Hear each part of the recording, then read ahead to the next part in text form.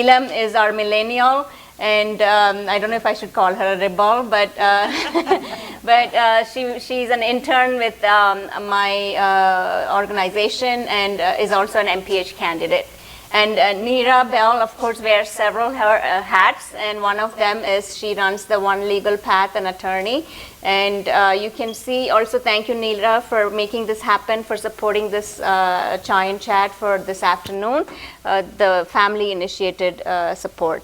And so thank you for being here. Surinder, thank you for being here. Again, your professional is psychology, you do counseling, and we would love to hear from you on the professional answers aspect of your perspectives. And Aparna we are collaborating with Banyan Way. She is the CEO of Banyan Way, and thank you for being here, Aparna. And I think we will all benefit, especially this is a much needed topic that needs to be discussed. And Banyan Way is where relationships happen, right? Okay. And Fatme, thank you for being here, and you are the policy analyst for Georgia Coalition's Preventing Domestic Violence. And you have so much to share as well today. Arshit, of course, is our international anchor, and will be seen from the journalistic aspect. He'll be providing some answers. And Isha is Isha, like I told you on the call, I think you're 17, I'm just 2 years older than you. So we are on the teenager side. Some people just never grow up, right? So thank you, Isha, for being courageous to be here with us, to join us today. And you are you're in high school, yeah. South Forsyth High School. Awesome. Thank you. So the first question I have is for all the panelists, okay? And you can pass on the mics or you can switch it on. If you can make this 1 or 2 words and quick, just a warm-up starter question. What are the upsides and downsides of growing in America? We all grow every day. So it doesn't have to be, you just have to be a child growing up here. But quickly, 10-second answer, upsides and downsides of being an Indian or an Asian descent in America. Do you want to start, Isha? Sure. A pro is that it's very diverse here, so everyone is kind of, in a way, we're all similar because we're all in America. And you can look at the audience. Yeah, in a way, it's good because we're all Americans, so we're all similar, but we're also different because we come from different backgrounds. So I think that's a good thing about it. What's the downside? A downside is also that we're all different, so it's a good and bad thing. Okay, got it. Okay, sounds good. I would say I'm going to say it in 2 words. It's options and options, and I think it's both an advantage and a disadvantage. Compared to being in India, you have so many more options here to pursue your career or change careers, but I think having a lot of the options and trying to find that cultural balance can also be sometimes a distraction or make it more difficult to narrow down on one choice. And just to use one word, I would think a pro would be there's a sense of freedom and your expression and individuality. And I would say a con is that you get to be a little confused if you are a immigrant's daughter or son, and so you're constantly having to work between 2 cultures. Thank you.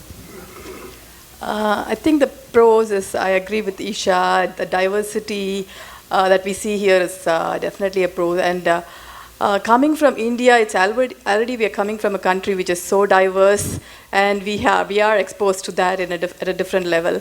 So I think that's our strength. And cons, I think trying to always catch hold of our culture and adapt to the new culture, that's a cons. It's a constant struggle.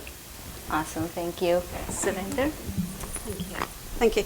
I guess we're all beginning to say the same things after a while, but I guess the pros are all the things that we came here for, and the cons is learning how to navigate those and the challenges. Great. Well, America is a land of opportunities, as we all know, and I think I'm probably the oldest amongst this panel. So when I came, it was at age 22. There was a lot of desires in me to blossom and more education and everything. So the pro was that when I went to law school at age 42, I wouldn't have dreamt of it going in if I was in India. So that was one.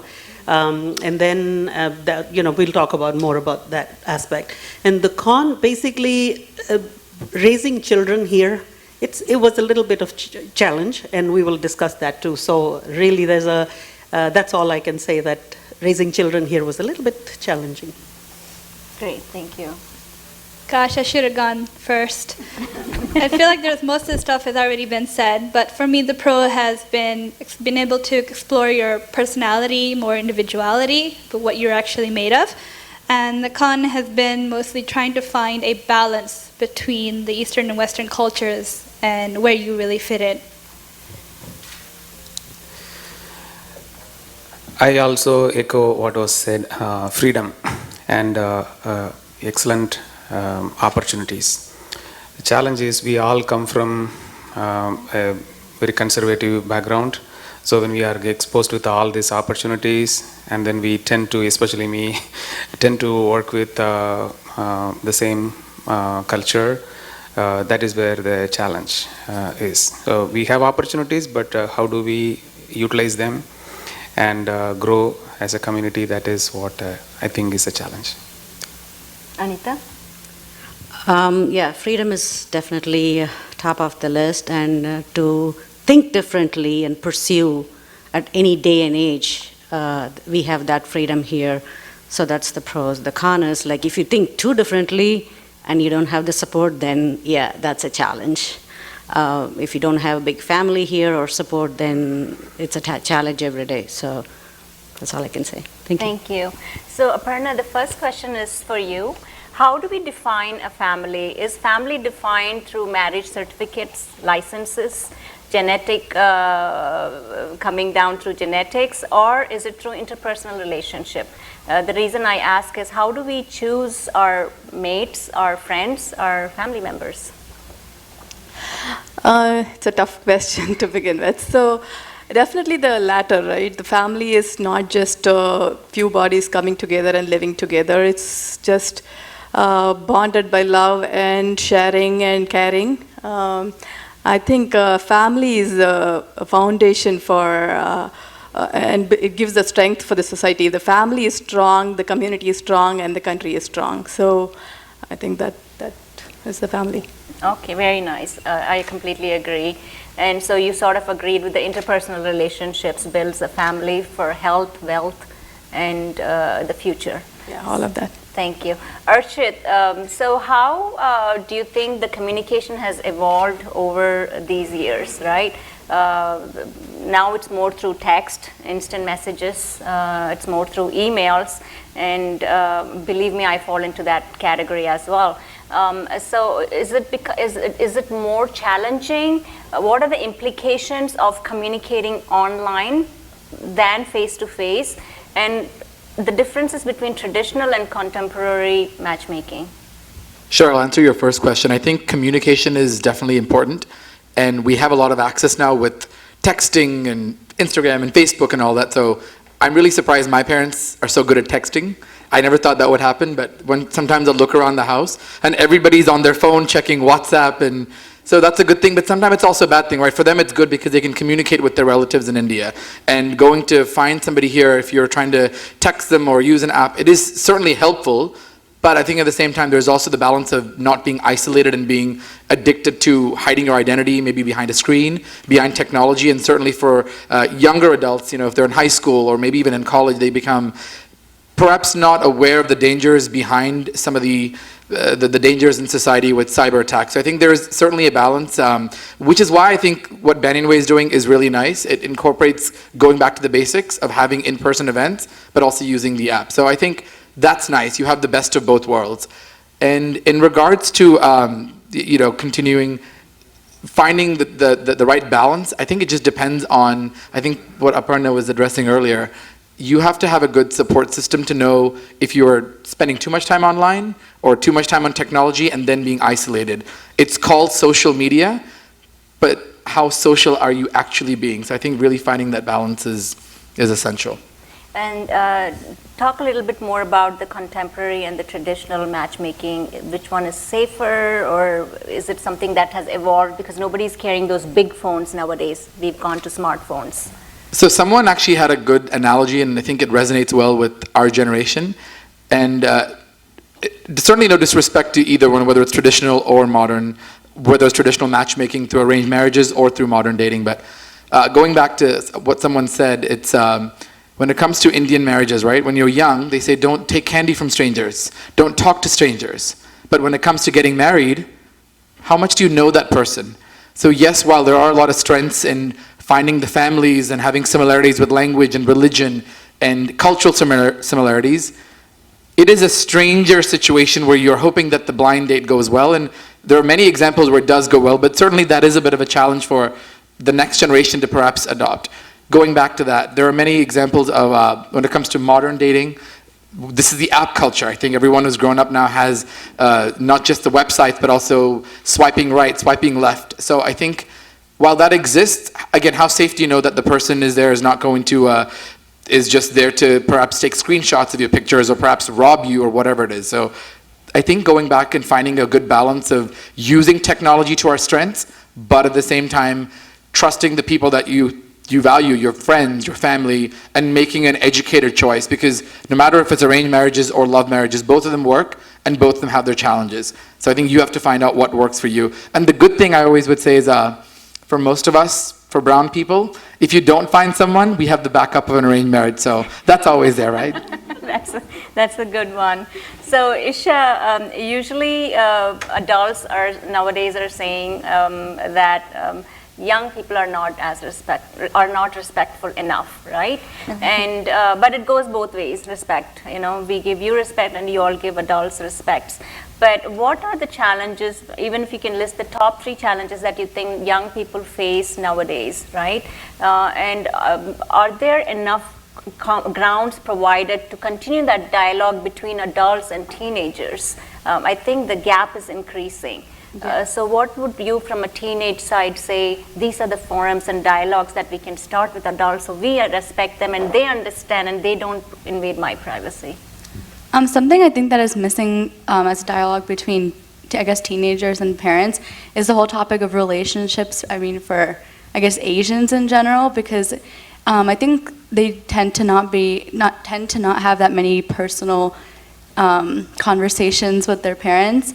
So I think the parents, something that they can do to help this is they can start having conversations saying that it's okay to talk about these things or explore, I guess. I think a reason why teenagers kind of find that difficult to talk about is because they're not used to seeing their parents, I guess, say, I love you or things like that. So that's one thing. So just have more open conversations. Another thing I think teenagers face is, I guess, I don't know, it's all related to this whole conversation just being more open, but I think social media is also impacting it because teenagers are mostly on their phones talking to their friends and everything and not having that many conversations in person with their families.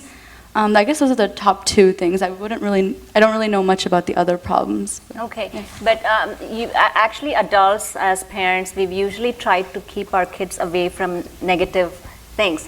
But do you think adults and parents are as much focusing on the positive aspects of empowering those children on the positive aspect, or are they only trying to say, don't do this, don't go there, don't meet there? I think from what I've observed from my friends is mostly their parents, I guess brown parents are saying, don't talk to boys, don't do this, try to avoid that. So by doing that, the kids are rebelling more and want to do those things even more. So by the parents saying it's okay or not even mentioning it as a negative thing, then it's fine. The kids realize that I guess they just have more freedom and they think it's better. Okay, yeah. Thank you. So you're being very honest in your answers. So Neelam, the question for you is, Americans, is there any single rules for Americans or for us in developing relationship, right? Should we be more apt to rejections and disappointments? And because we've now in America, our cultural differences are that now we smile and talk to more.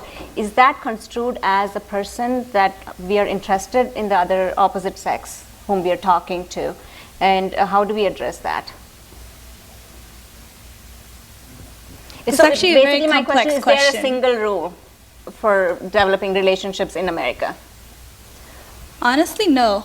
there is no right or wrong, and there is no single rule. I don't think so, at least. From my experience, yes, going around with my own personality, I smile a lot. I smile at everyone. I like to make people smile back, because life is hard enough as it is. But yes, sometimes it gets misconstrued as me being interested in the other individual. And when that has happened, I've been pretty honest and straightforward. And I think that's the best approach, in my opinion, to be honest. If they approach you and you're not interested, tell them, I'm sorry, I'm not interested, or I have a boyfriend, or I'm about to get engaged. I make excuses, unfortunately. And I'm sorry, what was the second part of your question? So yeah, the second part was, is there a single rule? So my question is the cultural differences. Should we be apt to disappointments and rejections?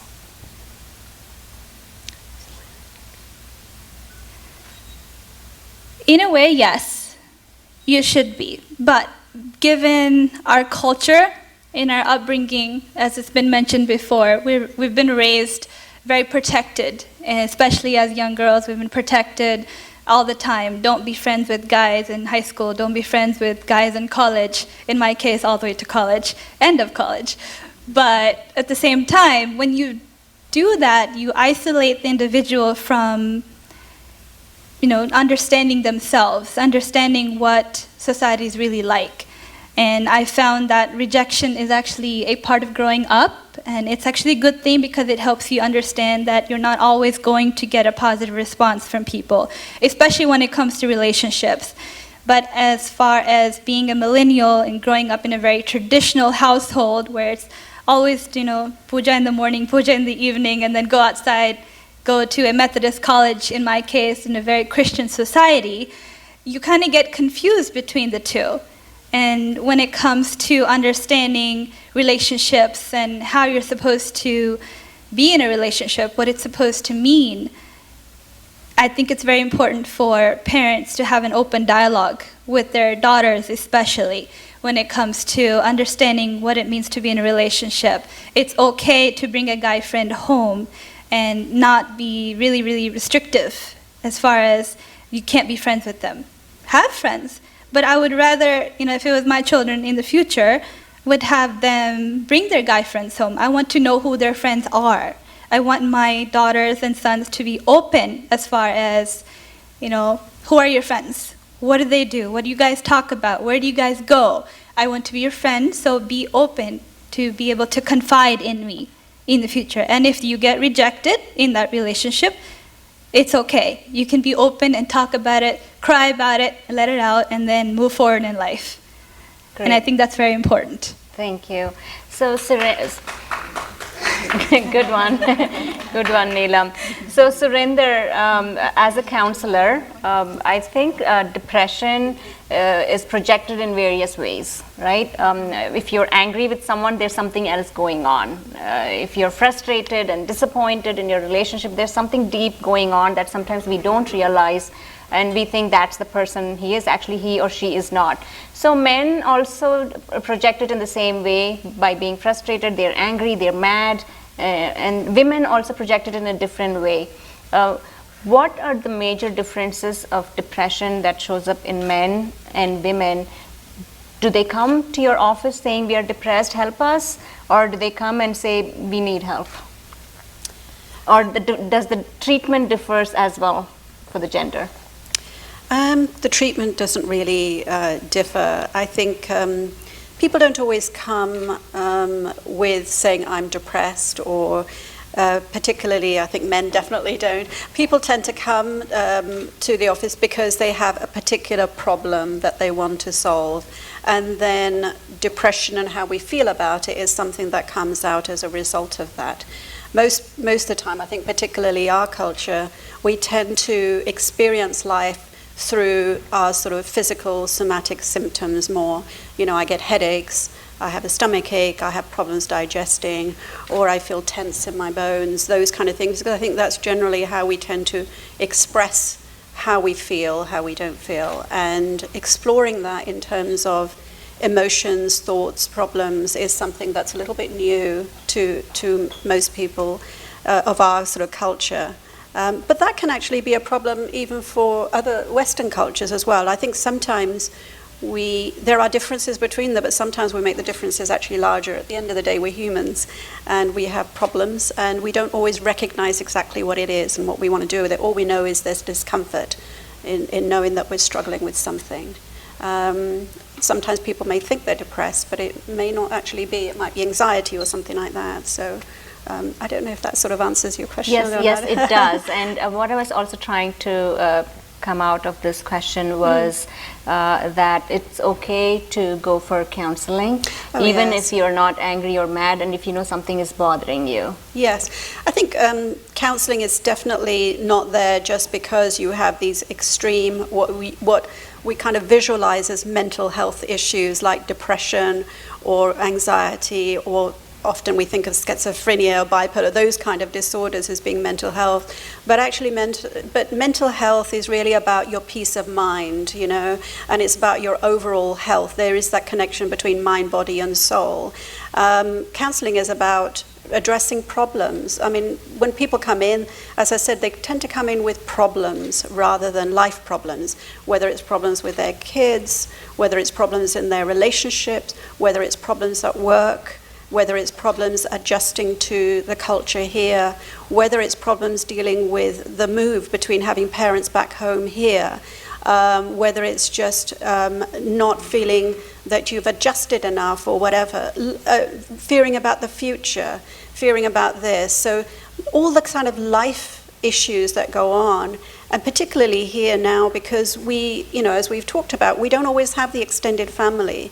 Back in India, we've always had the extended family, somebody or another we can go to. We know this chacha or whatever is good to go for that. We know this masti is good to go for this.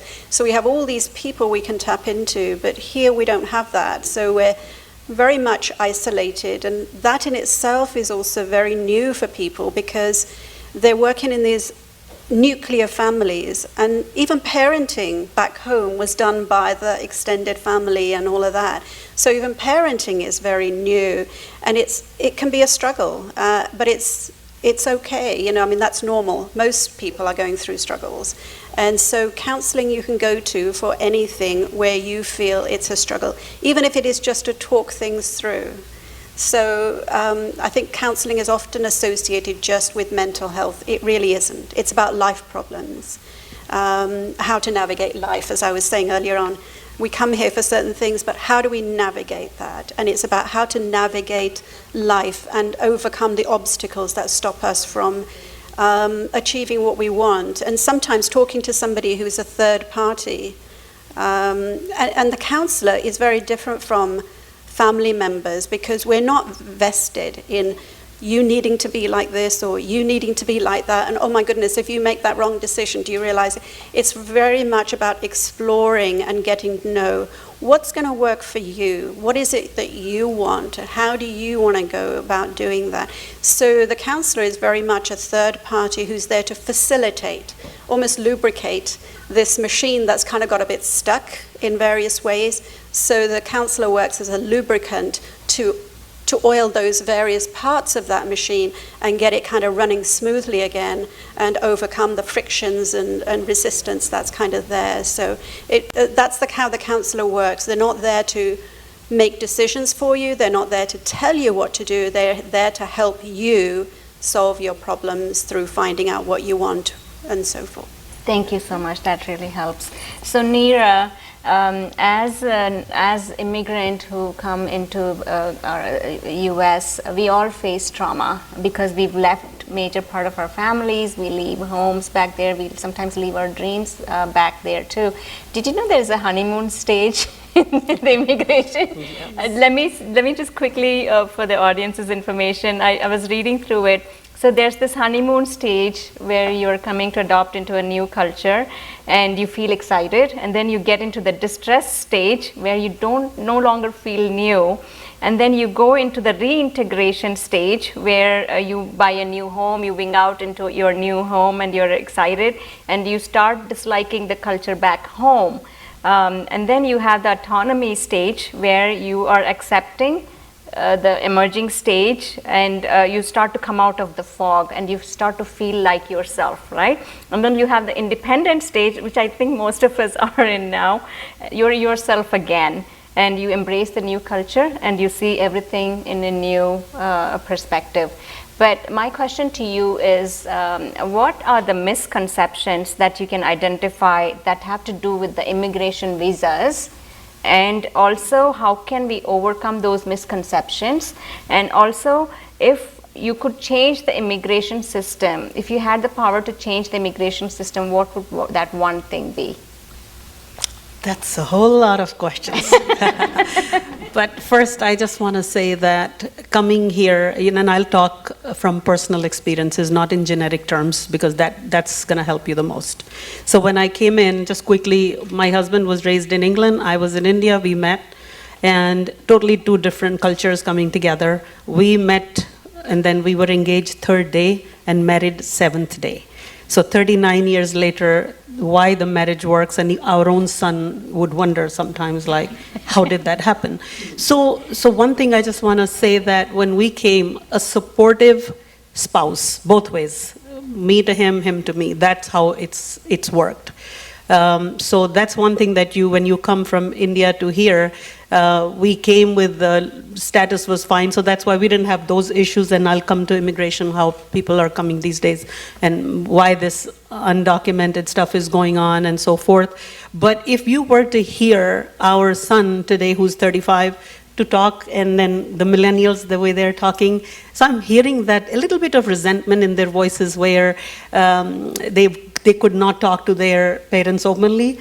But one thing, because there's no rehearsal, you are parent only one time, and we brought up our child in such an open way. We supported, both my husband and I, supported him what he wanted. We were good listeners. And so when he said, well, we never said, well, doctor's the only thing, and so the openness, he could talk to us about drinking, he could talk to us about girlfriends, everything. And I think we gained a friend in that aspect. So the biggest compliment we get is that, Mom and Dad, you are my best friends. So to all those parents who probably still are in those old ways of upbringing, I couldn't talk to my parents there in India like that either. But I had told myself then what kind of a parent I was going to be by learning and keeping that awareness, and what kind of a mother-in-law I was going to be. So those are the things that I have learned. So coming to US, first of all, as newly married at age 22, came here, had lots of dreams, and wanted to study more. So I'm glad that at age 42, I went to law school when I was at Emory Dermatology Department, totally changed my career. So that was an inspiration to our own son, that Mom can do it, I can do it too. So after that, when I became a lawyer, of course, then immigration law, I got my first job as in an immigration law firm. So a lot of things started kind of making sense, and everybody wants to come in. First thing they say, oh, we are here visiting, but we don't want to go back. So I'm like, okay, well, I wish there was any visa that could just keep you here. So while immigration is such a complex subject that I cannot really address each aspect of it, but if I had to change one thing, I would say that we are in need for all sorts of help, meaning skilled worker, non-skilled worker, unskilled worker, for agricultural farming, chicken farming. So when we talk about easy way to come in would be to issue only work permits.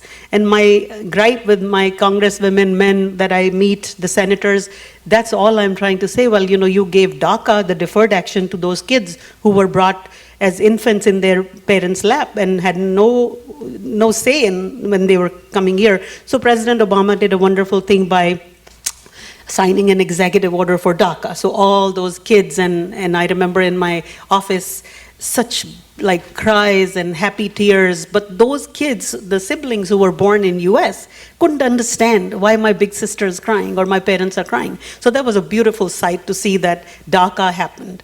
So if it was up to me, I would do same thing for DAPA, the deferred action for parental arrivals, because in action on Washington's part, the real families are being impacted. So because they are not moving, no bipartisan immigration reform is there, so families are suffering. So if it was up to me, at least I would issue those work permits so people can come out of shadows, drive legally, pay taxes, and do it in the right way. So that's one thing. And anything else? No, that's a good one. So let us know how we can help you to make that happen. That's right. So the comprehensive reform, make calls to your senators, your congressmen, everywhere. Just let them know that this reform, we as a collective, I'm sure you will agree with me that nobody is advocating that people should jump borders. And I'll tell you, one time I was in immigration court, and my client, of course, was asking for bond. And the judge said very sweetly, and Judge Cassidy he'll do what he has to do, but he sweetly asked, "Sir, if you went to Disney World and you didn't have a ticket, would they let you in?" And of course, my client had to say, "No, sir." He says, "That's exactly what it is. We have laws that need to be followed. And if you don't follow the laws, of course, if you get arrested, then we have to send you back home." So while it's a very simplistic way of saying that, but I feel like the government needs an immigration reform overhaul. And so that people like skilled workers, the H-1B, IT, I just kid around with when they were saying that, H-1B visa, we don't need expansion of it. And I said, you won't even know how to turn your lights on without our South Indian H-1B IT people. India is number one in that. So jokes aside, but I think seriously that reform is needed, and everybody's collective voices by calling, it makes a big difference. Great, thank you. Justifus, one of the hard questions that needs to be answered is about culture, right, Justifus? So culture is sort of a way of life, right? People call culture different. It doesn't have to be a birth heritage. It can be a family that you've created. But culture and your identity gives you a sense of belonging and know who you are. What is one thing in culture or your culture that has taught you something that keeps you, that it's you? What is one thing that has kept you strong because of your culture, or has kept you going? Sure. And you've sort of never questioned that aspect. Yes. The immediate response would be contentment. That is one thing I learned from my childhood. It was not enforced to me, but the way I grew up in a small village. If I say Nagarkoil, many people don't know, but I am not even Nagarkoil. I am 8 kilometers interior village of Nagarkoil. So we grew up in a very small village with 6 siblings for my dad and 6 siblings for my mom. So we brought up in a setup where even though we did not have so much of richness or abundance, but whatever we had, we could share, meet, talk, and all those things. When I told also I have to point out that I grew up in a very orthodox background. Today also I shared in my Facebook, we were not allowed to listen to movie songs. Forget about movie songs, even devotional songs outside of our faith. I'm a Protestant, and even if there is a Catholic song I play, my mom will be staring at me. Okay, so hope you can understand. And so forget about girlfriends, I cannot even talk to boyfriends. So if I talk to somebody, there will be a discussion, there will be a discipline room in my home, and I have to deal with all the things. And I have written an apology letter to my dad that I will not talk to my friends 3-4 times. So having said that, even though all those things were there, but I could see people around us helping, guiding. And when I told, hope now you can understand, my dad and myself, we did not have a very good relationship at all. But when I told him that I am going to Canada and I got the visa, I did not even tell him, because he always challenged that I will not be a successful person. So because of that, after studies, I worked hard, went to Delhi, got the visa, and then I came home and they said I'm going for 2 years. He said no, because three folks from our village went and then they never came back, so you are not going. So I had to convince him, and I came. When I came here, especially in Canada, that was a small island called Prince Edward Island. It was so different, but I was always thinking about going back and then learn quickly. And now, 21 years later, I'm still here.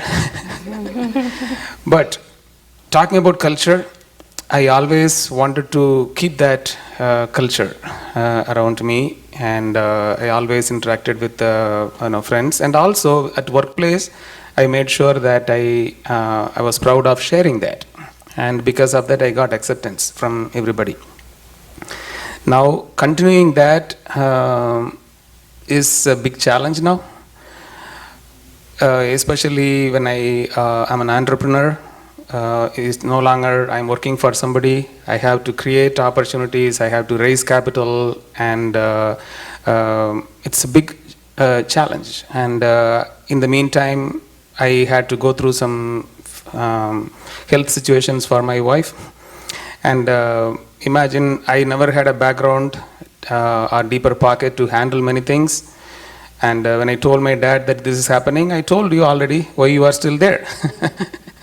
So, and I looked around here, it is hard. So I kind of left alone, and that is when Nazira got associated with me and then gave some, help, guidance. And many people came together, and that is where the culture, since I maintained, I was not afraid of asking for help. That is very, very important. One thing I have been seeing, especially in Indian culture, is that we are high intellectuals, and we like to stand on our own. The moment we are in a situation to ask for help, right, that itself brings a lot of depression. That we should stop. I'm connecting this and that because when I was in a small village, if there is a problem, I could go and then talk to anybody. They are not going to say, why you are asking me or why you are talking to me. And I think that kind of culture, if we nourish and promote that, I think that will be really helpful. Thank you, Justifus, for that very honest answer. So Fatme, the silencing of women, especially in the South Asian community, happens a lot, sometimes behind closed doors or in the front. And I'm sure I don't want to specifically say South Asian community, but I think across the world, Western and Eastern cultures, that they not only suffer in silence, but also they're stigmatized and they're further victimized if they speak out, and the oppression continues to happen. So, and any man who abuses or touches a woman physically in a negative way or hits the woman is a monster, that according to my eyes.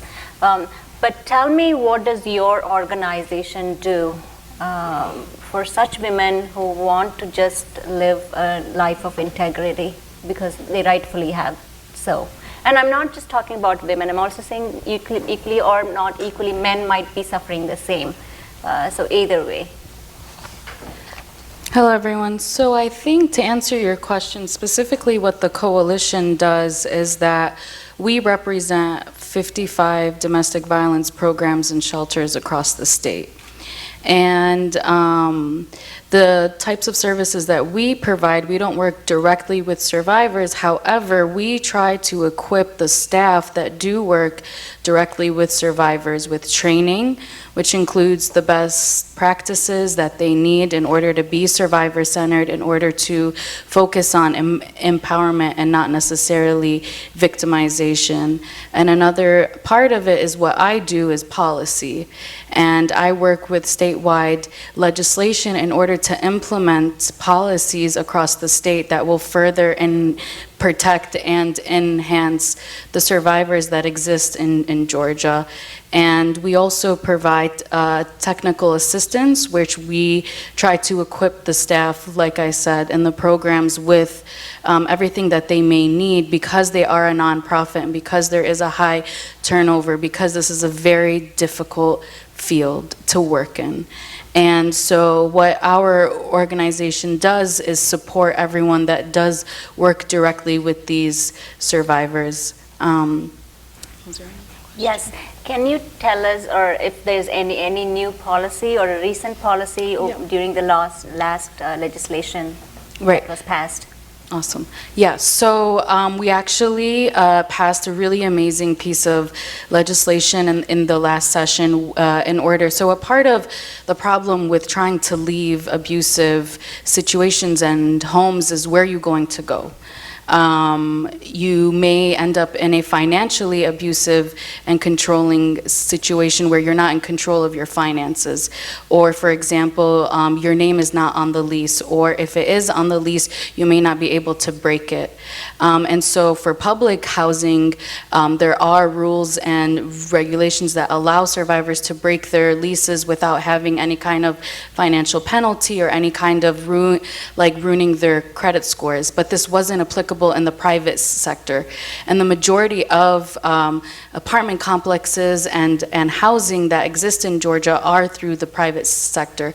And there wasn't anything in the law that was going to protect survivors who wanted to break their lease in order to live in safe housing to go and do that. So in the last session, we passed a law where if survivors wanted to break their lease in private housing, they could do so. And they would need to provide proof in the form of a temporary protective order and also filing a police report showing that there was domestic violence. And that way they can leave without having any kind of penalty on their record and being able to start their new life without this huge burden and because a lot of survivors end up going back because they don't have the means to start their new journey. And so this is new. It was just implemented July 1st, 2018. And if anyone has any specific questions about the legalities regarding this, there's a great fact sheet that I can share, and I'll leave my business cards in the back. And so if you have any additional questions, I'd be more than happy to ask or to send you to someone who could answer that. And this is just a follow-up question. So suppose the legislation needs to be passed. Do you need advocates as citizens as us coming to those legislative sessions, or do you go through those 50 organizations you talked about? I'm saying it because we have the audience right in front of us. What do you have to say to the audience? I would say is that your votes count, and the people that are in power are making decisions that are impacting your life every day. And your citizenship and your participation is what's going to influence the certain protections that will happen. You are the constituent, and you have the power more than, for example, GCADV, because you're the ones who are going to hold them accountable to the promises that they made in order to be in that position of power.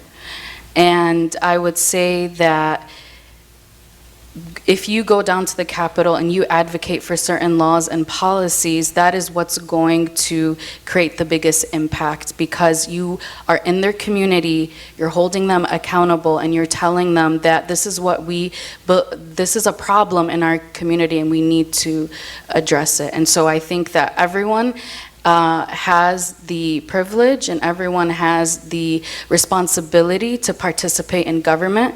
And that is the part of the freedom that we came to be a part of here that we may not have had back home. And that's something that we really need to take seriously, and we have to take into our own hands and participate, especially in our communities. This is election year. It's a very, very important year. Registration for voting closes October 9, so you have 3 days. So if you're not registered to vote, please go vote. And I would encourage you to attend events of representatives and senators in your communities that may become the people that are going to be in the positions of power. So, Thank you, Fatme. That's a powerful statement. And Anita, the South Asian women, and I'm focusing on the South Asian women because of the topic today, are influenced to continue to stay in abusive relationships, either by their parents or the in-laws or their sisters, because of the shame they could bring the family if they speak the truth out. It happens. People, then there's a threshold that we reach, and then it blasts, right? So different stages. Some might speak out in the front, but very rarely, because like again, what will my mom think? What will my dad do? Or I'll commit suicide if you do this. I can mention that you're my daughter, or even a son. So education is needed for South Asian girls and women. To have confidence in themselves, because I think if we have confidence, we can prevent some things right in the beginning, and those are usually done by activists. Such education. Are you one? Activist is a very strong term. Everybody is an activist when it comes to what they want to pursue or protect their kids. In my case, I have a daughter who's a senior in college right now. She was not able to pursue what she wanted at a certain point of life because of I was married to someone who had very strong beliefs and religious beliefs, and then I had to break out of it. So what I tell her right now is, like your Banyan Way says, find your life partner. Marriage is not like a mortgage, 5-year, 10-year, 30-year. It's a life partnership. So I tell her, until you find your life partner, stay single. Don't settle. Someone in this panel, I forgot, said, oh, you have a backup of arranged marriage. I was arranged marriage at the age of 20. I had no idea what I was committing into. I sat in front of this fire and said Sanskrit mantras. And then I found out, I said, till death do us apart. I didn't do it yet. So until you find someone where you can say, till death do us apart, don't commit. It's very strong relationship we are finding. Do not settle for your parents finding someone. May it be someone of same sex too. Doesn't matter. This is America. When you find someone who you love, same gender, it's okay. Go ahead, find them and pursue them. Okay? Don't settle for, that's what I would say. You might be wrong. There might be a lot of parents here who might not like me. I don't care. But I'm a victim of arranged marriage. I didn't like the life I lived. Now I'm very happy. Not everybody is as lucky as our attorney here to have a very supporting partner. Not everybody gets it. And so until you find that person who you want to wake up with every day and you want to go to bed with, happy, don't settle. Please. Life is not worth living one day unhappy. We all deserve happiness. We all deserve freedom. And especially this is a country where you can live your life. So may it be the same gender, your high school friend, or whoever you meet, find them, understand them, and then get married. And I became an activist for my own daughter. Doesn't have to be an activist for somebody else. So to protect her, to follow up on her dreams. I was raised in India. I wanted to go into the Indian Air Force. But my parents didn't let me. I brought the forms and they tore it up. They said, what are you thinking? You are a South Indian Brahmin girl who goes on an airplane and flies. No, you can't do it. So I went to college, pursued engineering, and now I'm program analyst that pays my bills, that's it. But at the age of 40, I went and joined the National Guard. I did it because I wanted to do something. That's my dream. And my marriage didn't work. I mean, my ex-husband didn't like it, but I said, it's okay. I want to pursue what I wanted to do, and I pursued it. And I'm very happy about it. So that's where I'm not being activist for a lot of people outside. Maybe I can't do all that, but At least I started at my own home. Great. That's where I started. Thank you. Yes, Neera has a comment, and then Because Neela. I'm a family law attorney as well, besides immigration, and so I really, first of all, applaud you for the steps that you took. Because when I counsel, young couples and anyone coming to me for divorces, and maybe by virtue of my gray hair that are now being hidden, but anyway, I sit and tell them that women empowerment, because I do come across a lot of the domestic abuse and things. I am an advocate for women empowerment. What you saw, and you're so right that I'm very, very fortunate to have a spouse who is so supportive all the way. And then, of course, both ways, it took effort. But when it doesn't, I tell people it's not worth it.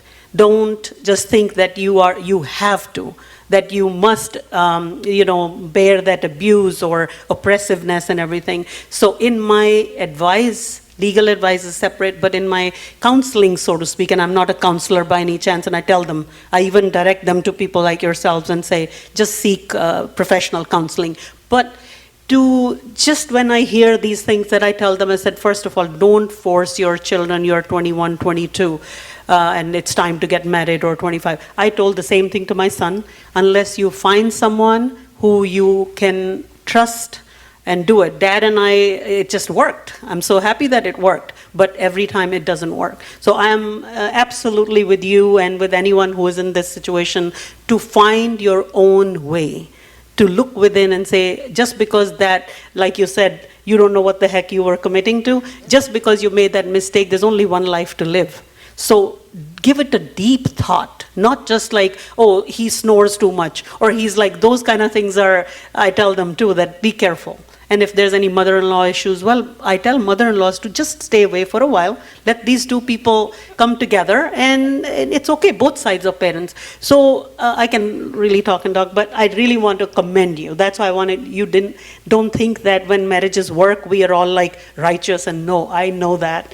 Many, many times it doesn't work. So, and it is okay, especially in this day and age. It's okay to relive that and provide your child with maybe someone who will come in your life and who can be a dad to your child. It's okay. So that's what I wanted to just comment on. Neelam, I think Neelam had a quick comment, and then we'll move to the next question. I also wanted to commend you for your strength. Hearing all these stories, it makes me realize that women tend to forget their own self-worth, especially in domestic abuse situations or being in a married situation where you don't have a spouse that is supportive of your relationship and how they treat you, and whether it's family or education or anything, but you forget that you're the prize. As a woman, I would say teach your daughters that they are the prize. They are worth it. They're valuable. And, okay. I think my question that came up in my mind while she was talking is, and I'm a little emotional about this because I know someone like this. There's a tissue there. Give me 1 second.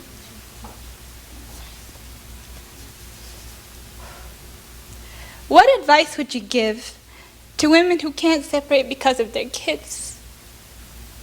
What their kids will think of?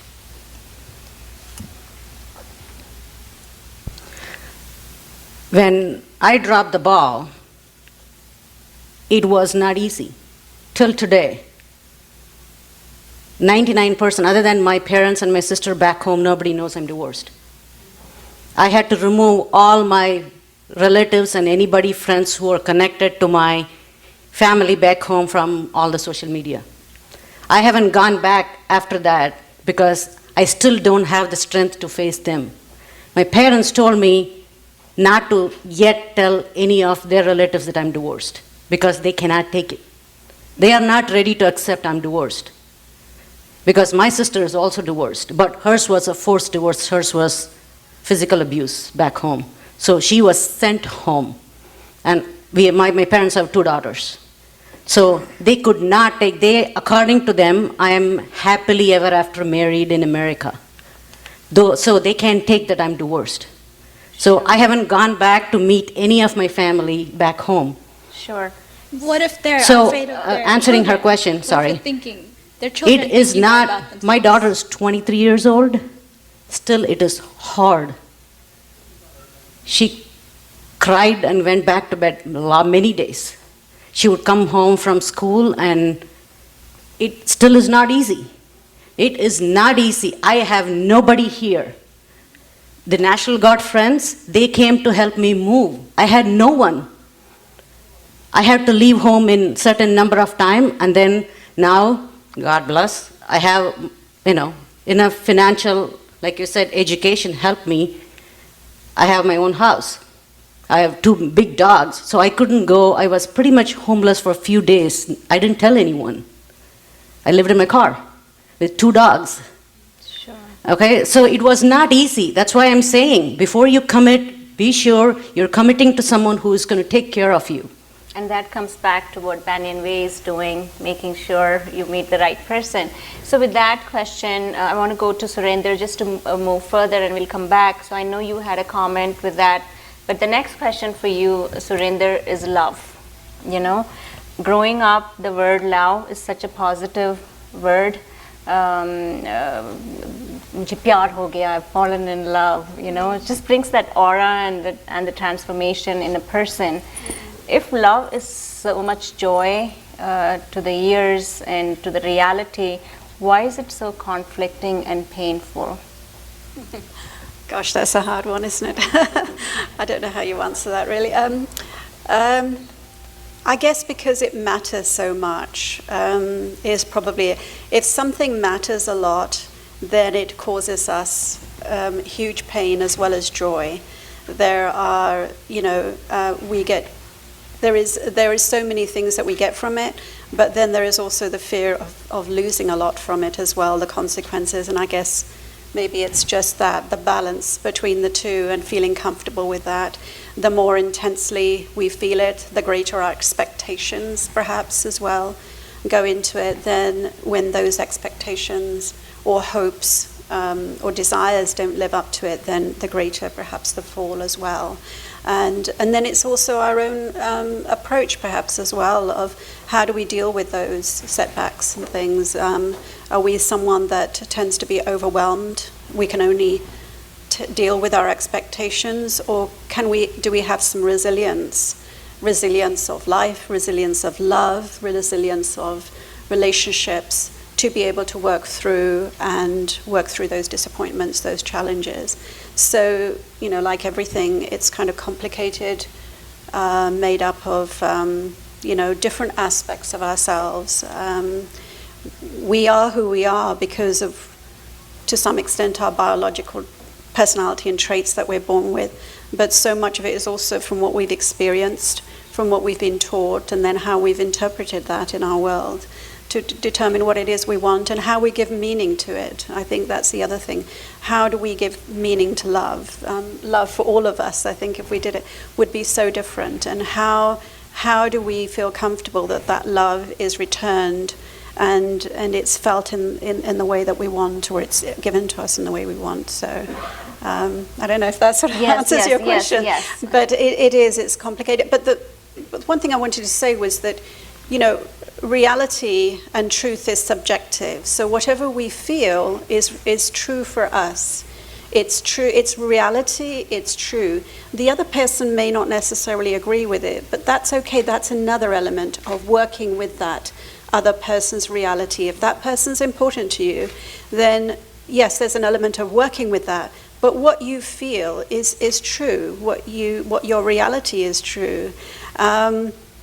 And so in relationships, that's what we're working with, is 2 sets of realities, 2 sets of truths, and where does that come through? And I think, sort of just going on from what you were discussing, people are experiencing all sorts of problems in their relationships, whether it's getting a relationship, finding somebody, or whether they found somebody, it's not right, they're having problems and they want to get out of it, or whether they want to stay with that person, but it's not working and they want to find better ways to deal with it. But I guess the thing is, we all make the decision that's right for us in our own way. And one person's decision is right for them. It may be very different from somebody else's, but it doesn't make it wrong. It's about finding the solution that's right for you. So for one woman, it may be that if she really feels she cannot get out of that situation because of who she is, the situation values, then it's perhaps a way for her to work with somebody that can help her to manage that situation in the best way that's for her, that works for her. For somebody else, it may be, I need to get out of this. And so then it's a question of how do you work to get out of that? We each have our own resiliencies, our own strengths, our weakness, our own obligations and strengths, and our families around and community and the way so we have to make the decision that's right for us. But the important thing, I think, is that we access people and go to people that can help us to achieve what we want in life, because that's the most important thing. And the other thing is, I think, I don't want to go on about this, but it's so important, I think, is that we're talking about a lot of stuff that's very reactive. How do we deal with this problem when it happens? How do we deal with that? And I guess as a counselor, and also as a mother as well, my children are like yours, grown up, and I think really and I see my clients coming through with their problems, with their children, with their families, and to me, really, I think it's about why not avoid this situation in the first place by, helping our children to be able to make the right decisions themselves in the first place. So how do we parent them? And I often say that when you first have a toddler, what you're really parenting is that grown-up child. What values, what qualities do you want that baby to have as an adult, not as a toddler, not as someone who's going to school. We tend to be very short-term about how we parent our children and about what we want our children and how we see our children.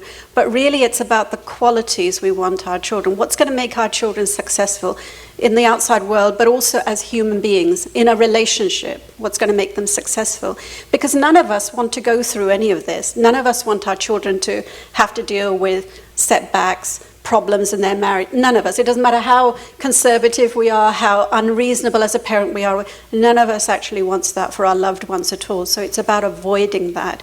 And it's about really being visionary about where do I want my child to be as an adult and who they are, rather than are they making the SAT scores at this mind, have they got into the right school or whatever. It's really not about that, because none of that matters. All that will take care of itself if you take care of those kind of things. So sure. And So can I just comment, when you said your mother, you haven't even gone back to India. What's so sad, my mother is 81 years old, she lives with us. And when I said I couldn't talk about boys or at that age in 1970s, but my mom now having lived here with us and how she treats, so close to my son. So anyway, the way I changed her was to say, get away with this, sabse bada rog kya kahenge log. I think in our Asian community, that's something like, oh, log kya kahenge. It's why are we always thinking about log, and then we forget about our own children who are so, when mom came here many years ago in 86 when she first visited, of course things were different, that was their first visit, and she taught my son at the time, he was 3 years old, to touch our feet, because in our Indian culture, so touching feet meaning blessing. From that day on to now age 35, he has never ever, whenever we see now, of course we don't live together, but what I'm saying is that we need to first as parents, teach our parents as well, because they sometimes live in joint family. So my son and my mom are the best of friends, because when he was growing up, she would talk to him like, I said, Mom, you never gave me that. You're like, so that's exactly what this dialogue, communication, open communication, treat your children as friends. They are very smart. We never gave them the time of the day. We just, oh, no, ye banna hai. This is what you got to be. We always imposed what we wanted them to be. So I think where you are now nurturing your daughter, and everybody should, is the best way. Don't worry about what people will say. That's one thing we got to get away from. Definitely. So thank you. So Aparna and, I'm sorry, not Aparna, Archit and Isha and Neelam, I wish I had got all these advices many years ago, to tell you the truth. I just feel you guys are lucky that you have your own standing, you know your self-worth, and you have adults who are speaking your language nowadays. We didn't have those in those days. So, Aparna, coming to your question, is single people in America meet others or date, hoping to get married at some point, right? And if in reality, in real life, when we meet each other, when that's so hard to work, how does the compatibility software arrange for people to match online?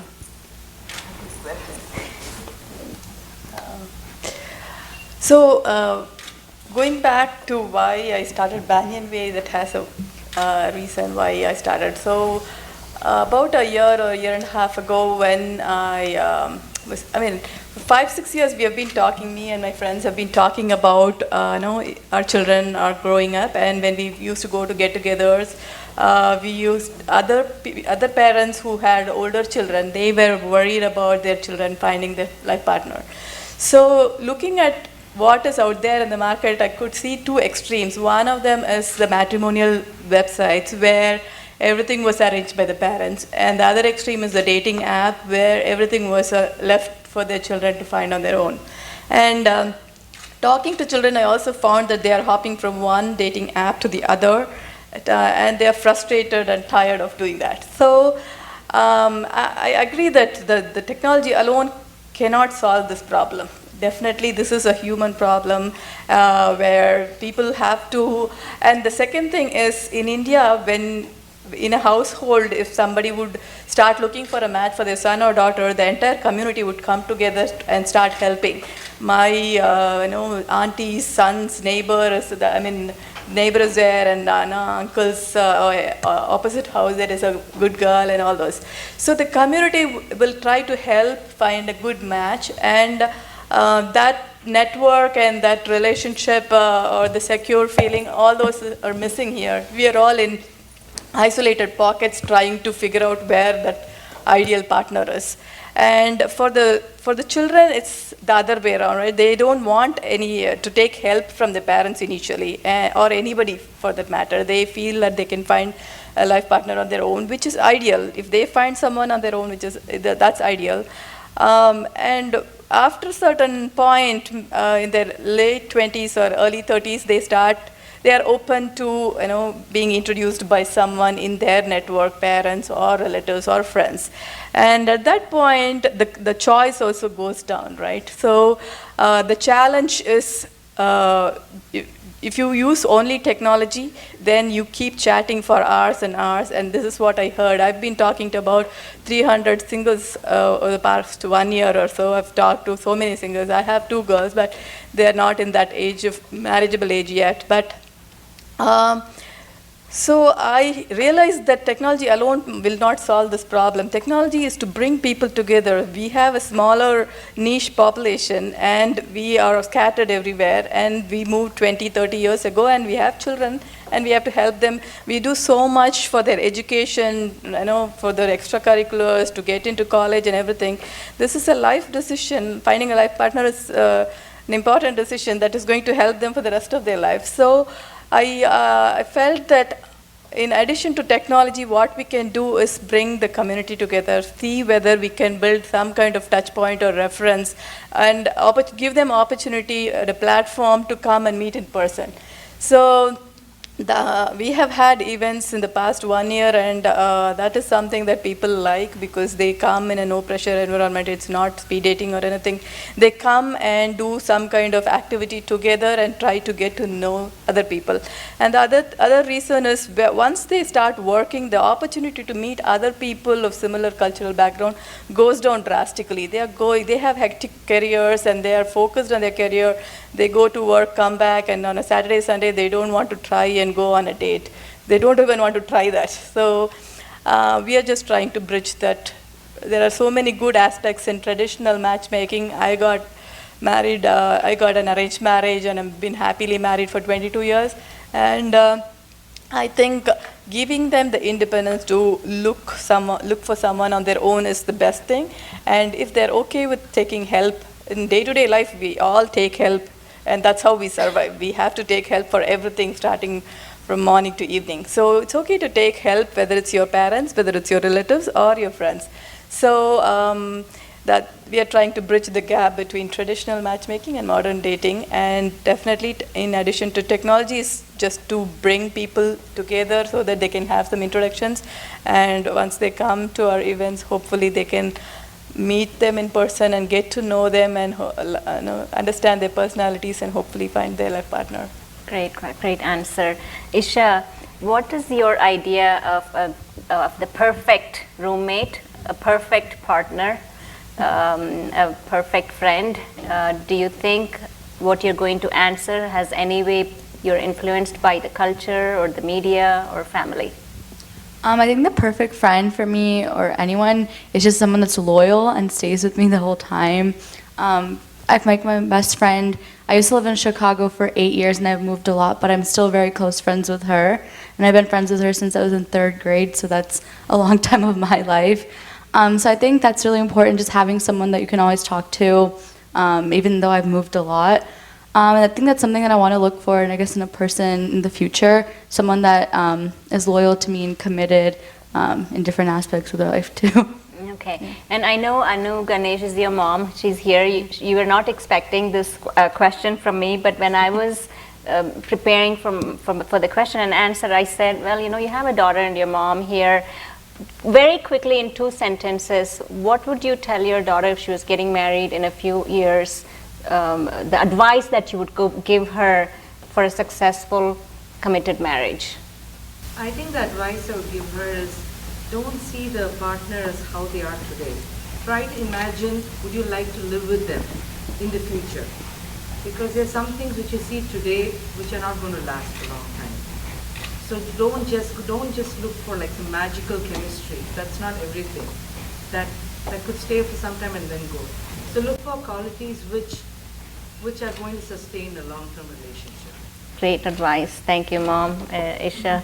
So thank you so much. And Archit, actually, Robert Sternberg has described the triangular theory of love, right? So he says if you have the passion, the intimacy, and the commitment, any relationship, especially the interpersonal relationship between partners, is going to survive, right?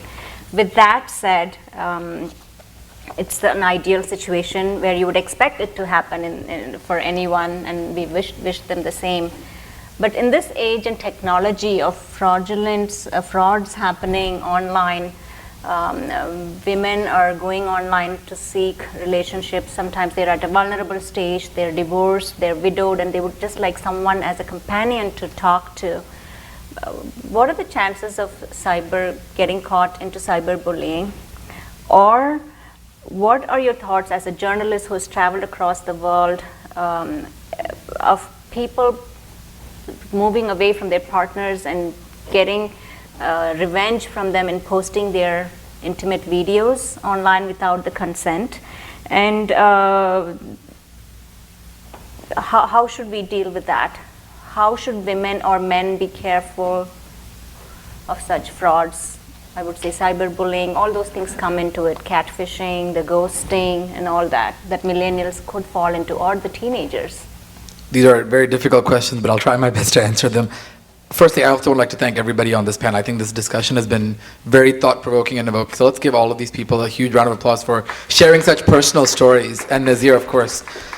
Going back to your question, I'll sort of answer that in 2 ways. When I was at CNN, we actually did a lot of stories about teenagers and those dealing with social media apps. And in fact, it's not just Snapchat and Facebook and Instagram that we all actually come to know about. There are many other apps that exist that are only for teenagers or only for high school students, things that parents might not have been aware about. And unfortunately, when you have bullies and cyberbullies and people online, they're able to get to these apps and target these people, promising them to, hey, we can meet, and when you're in that age and it's literally the click of a button, it becomes easy to do that. So I think talking to your parents, the parents talking to the children having open dialogues about the dangers of social media, it is absolutely important. I don't think you want to do it when it's perhaps too late. You don't want your son or daughter to be a victim and then feel like, oh, I should have had these conversations much earlier on. We've definitely had a lot of stories in the news media with that. And going back to what you said about posting pictures,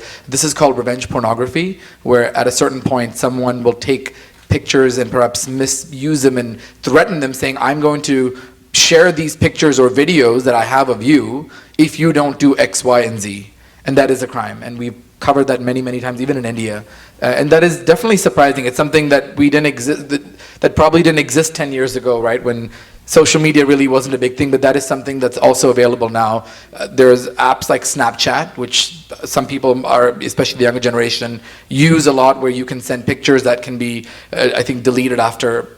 It's a very temporary thing, but you know, people who are criminals or people who want to misuse those pictures certainly do that. You can take screenshots. So if it gets in the wrong hands, you certainly want to think about those implications. So in terms of dealing with bullies, if you are in a situation like that, or if you know someone, it is certainly best to report it to the authorities. I also want to jump on something that was discussed earlier with both Anita Aunty and Dr. Val. I think it's so important that there are so many things that we can learn from our parents, and being Indian American, we also take pride, our parents and our relatives take pride in saying, you know, we have a very strong culture. We have a lot of, you know, traditions, and those traditions are certainly important, but I think as the day and age evolves, knowing how much emphasis to put on things like that, and I can share a personal story that I think is very applicable, is I think the measure of success. I think, as Anita Aunty pointed out, I don't think if you're married happily, wonderful, but I don't think that's your sole definition of success. And I think we as individuals, as Indians and Indian Americans, and as a society have to come to set that benchmark, you know, constantly asking someone, when are you getting married? When are you getting married? Are you in a relationship?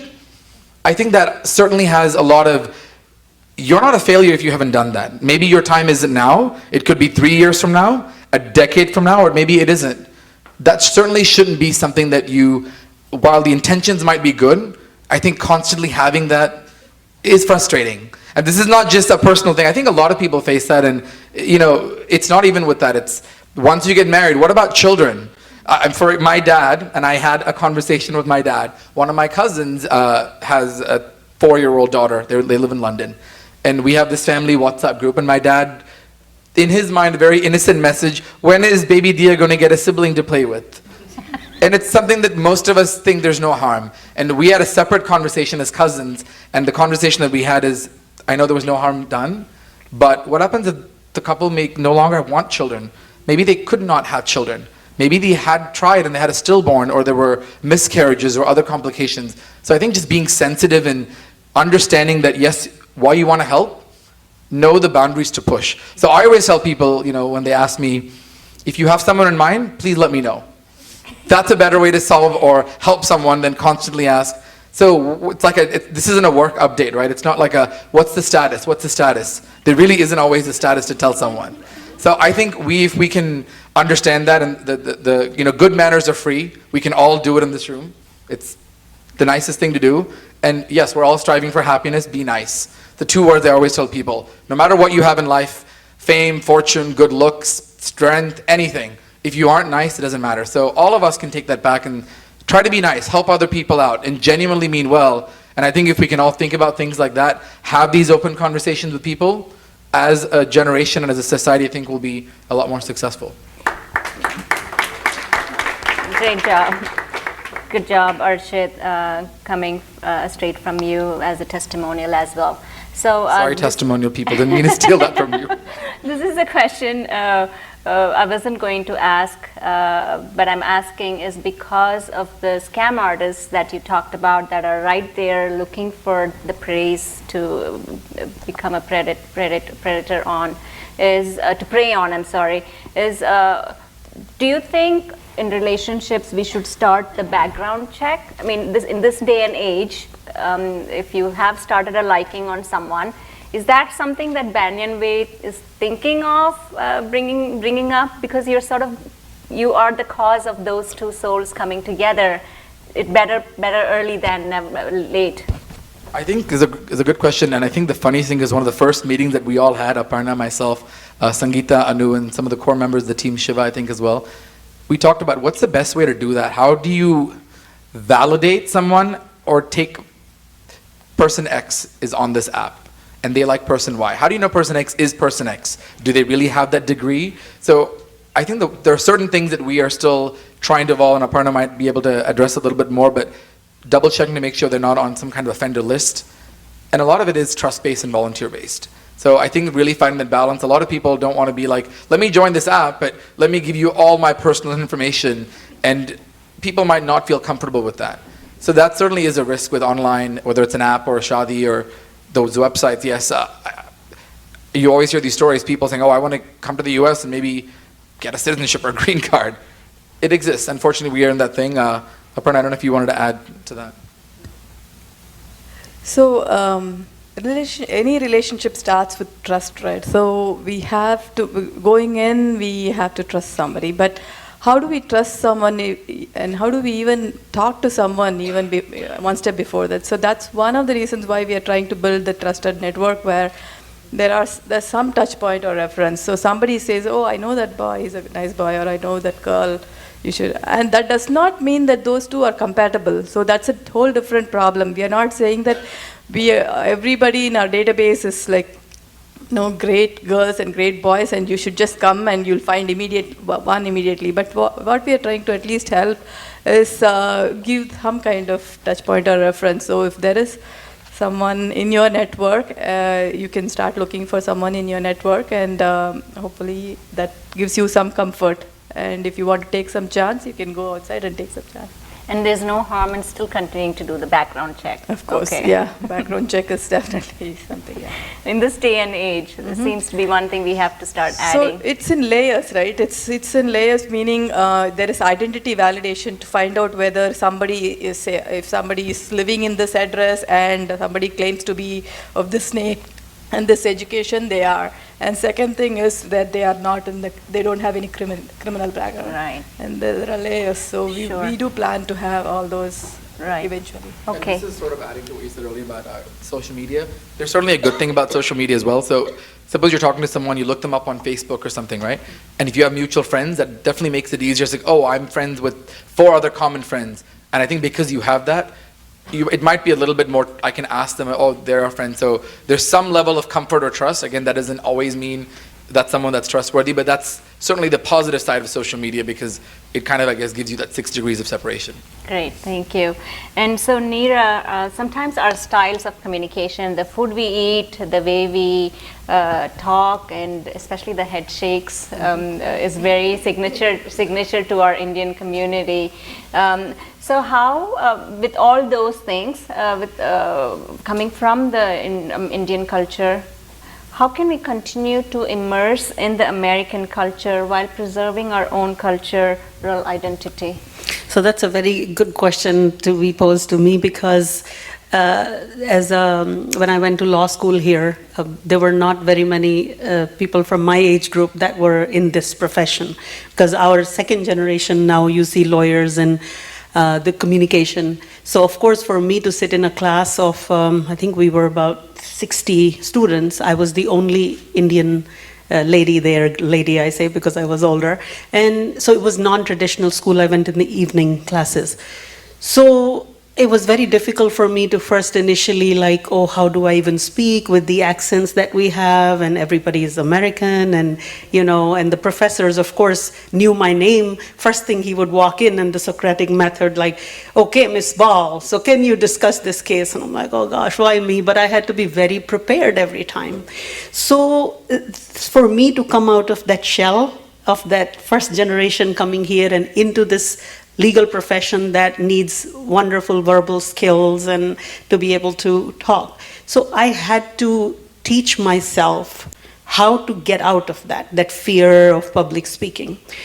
So what helped me was, and whether you're an atheist or a believer, but I have been an advocate for always sitting down before you do anything important in your life.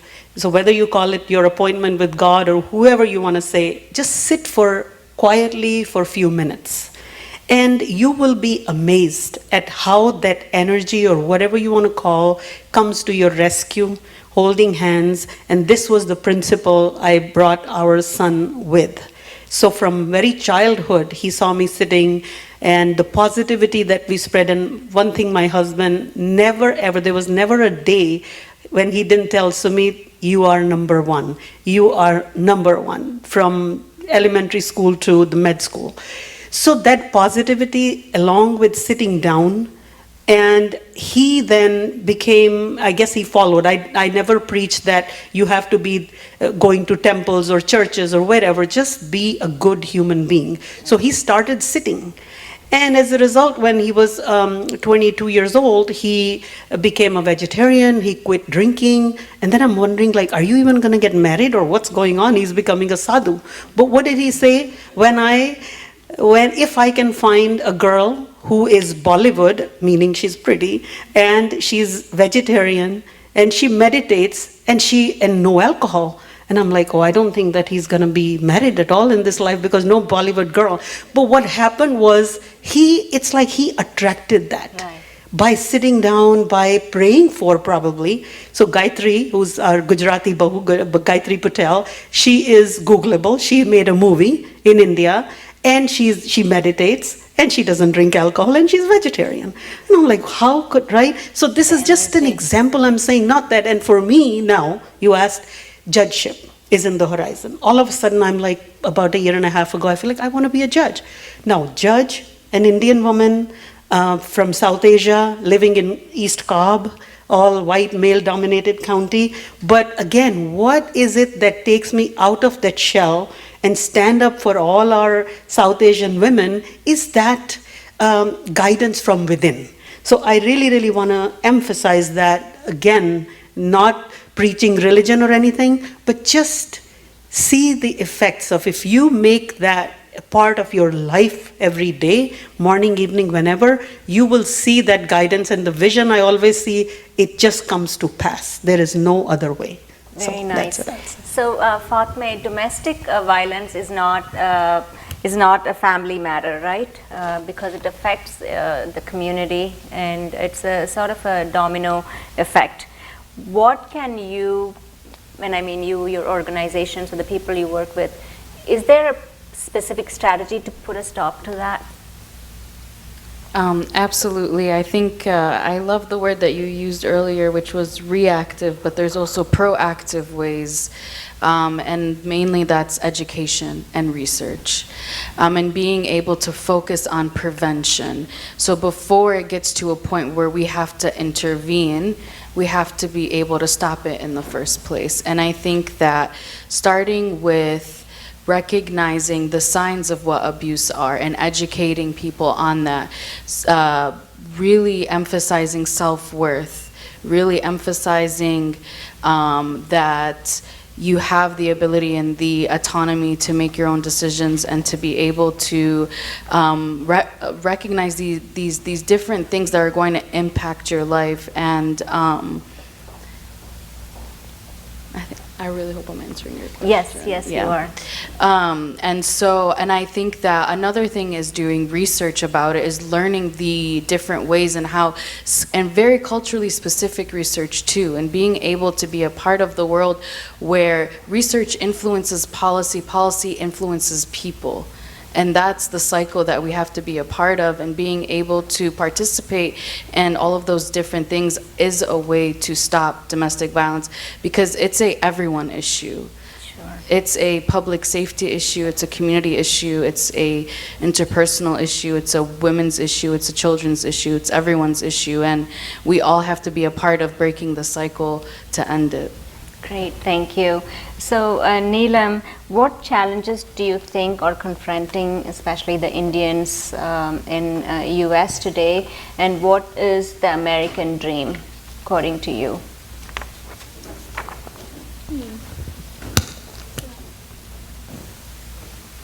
Is this supposed to be green? Yes. Okay. Can't say I've thought too much about the American dream, to be honest, but I'll answer that to the best of my ability. Repeat the first question again. So, what challenges do you think the Indians are confronted with in America now? For me, I think the biggest concern for Indians my age can speak on my experience, is figuring out themselves in the middle of, our traditional culture, trying to hold on to that, but at the same time trying to conform to society's standards. And coming in between somewhere, finding the balance is the biggest challenge we all have. And I think that's why there's a little bit of a benefit to marrying kind of later in the age instead of getting married early in the 20s like our Indian standards state. Because I get it all the time. By Indian standards, I'm beyond my age for marriage. And I laugh about it now with my family all the time. We kind of made it a joke at this point. We're like, yep, no one's going to marry me. It's okay, no big deal. But like we said, I do believe the right person will come along. But in the meantime, I have this conversation a lot with myself, with my family, with my friends who are around my age or younger or older, that you got to find yourself first. Get to know yourself first internally. What are you all about? What are your real beliefs? Yes, you want to hold on to your traditional Indian culture or whichever background you come from, but at the same time, you want to have your own strength. You know what your strengths are. What are you willing to conform to? What are you willing to give within that relationship? And what is the other person bringing to the relationship? And I think that's very important for an equal partnership. I don't think there's going to be 50-50, although that's ideal in the Walgreens world. We don't live in a Walgreens world, but at least there's a give and take. There's 3 C's, in my opinion. There is compromise, compatibility, and chemistry does go a long way, but sometimes that builds up over time. And I agree with that. Like what Auntie said earlier, all the traits are not going to always last. And when I say chemistry, I don't mean amazing chemistry right off the bat. There's sparks flying all over, like Bollywood tends to say, like one minute you're staring at someone's eye, the next minute you're dancing on Switzerland mountains. So I think Bollywood has kind of distorted our view of what love is in a way. But at the same time, we do idealize it. That's normal. And I think that's okay to some degree. The biggest thing is understanding yourself first. And I think that helps in helping you make your marriage last and becoming the prime example for your future generation. Sure. That's a great answer, and that's a great segue to the question I'm asking Justifus. As I was, all these questions doesn't just come and flow. I have to start reading and understand and start of research. So I learned about absolute love and relative love. Okay, so absolute love is something that is very pure, and it's at the same intensity and throughout. It doesn't change. Relative love is what ordinary people like us have up and down. We love our kid when they're nice and we shout at them. So it's relative. Even with our husbands and wives, it's up and down, right? So an absolute love is only attained that time when you have found yourself, because then you're not looking for that love from outside. Okay. So do you think the Bollywood stars or the spiritual saints that we talk have absolutely got the life right and the love right? It's a tough question, Zira, Definitely it is not. However, I can use this opportunity to share 2 incidents. Mine is an arranged marriage, and I got married in 99. That time we just knew a few days, and then as always happens, I went there, got engaged, and we came back and married. Then after she was working in engineering college, she always liked education or teaching, and I said no, you don't have to do programming. She is MCA, but I didn't compel her. Then after we got here, I lost my job. And then from that time onwards, I realized that the lifestyle is going to be like this. There is nothing permanent. You got to be prepared. And then I had some principles that I would not get dowry. So I went against my dad, family, and then when we got married, I had only $1,000. I'm very honest. Okay, but I held on to my principle, and then we got married, and then I came here. Like as someone pointed out, as soon as you get married, till I got married, my mom would not even allow me to watch movies. We are not allowed to play songs or watch movies or anything. Now after marriage, I call, when are we getting grandkid? Right? I said, forget about it. Right? I don't know anything about it. I'm still learning. So that is how we started. And then we got now 21 years, and I had my dream. I said, I'm not going to disturb you, but I have to pursue what I have to accomplish. And I want to give job to others. So that was my vision. And then also I wanted to have a transportation company and provide technology for that. So I had to really pursue that also, while having a job and then bringing the family and everything. So during this time, when a health situation happened, it is pretty serious, and during that time only, right now, I had to really hold on to the priorities, at the same time take care of her and the kids.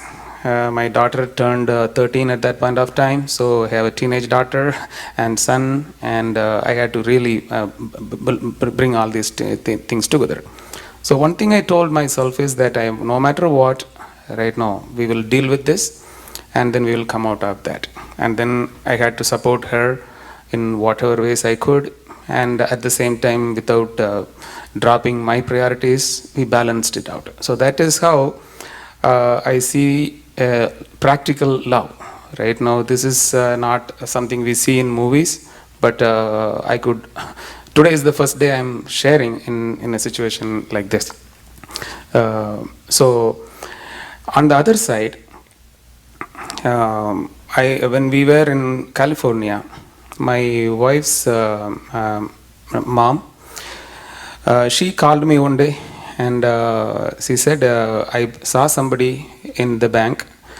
Her daughter also has been married to somebody here, and then they are not. After they got married, as she got married, she don't know where she is. She came to America, but she's not able to find her. So she was crying. So my wife and I were saying, we are in Silicon Valley. Somebody got married in America, and then they don't know where their daughter is. So I went ahead and asked a couple of people, and I got suspicious that they knew something, but they are not revealing. So then I found that that person was living in that area only, and then they had that guy was right now into domestic violence, and then she was not able to even come out. And somebody from the church knew about it, but they were worried that that guy got some connections, and then he was threatening, so nobody wanted to deal with that. They just kept quiet. And my wife and I, we went after that, and then found all the details, took another women pastor from the church, and we sent her. It is a gated community. He had put cameras inside the home so that nobody other than him can understand what is going on.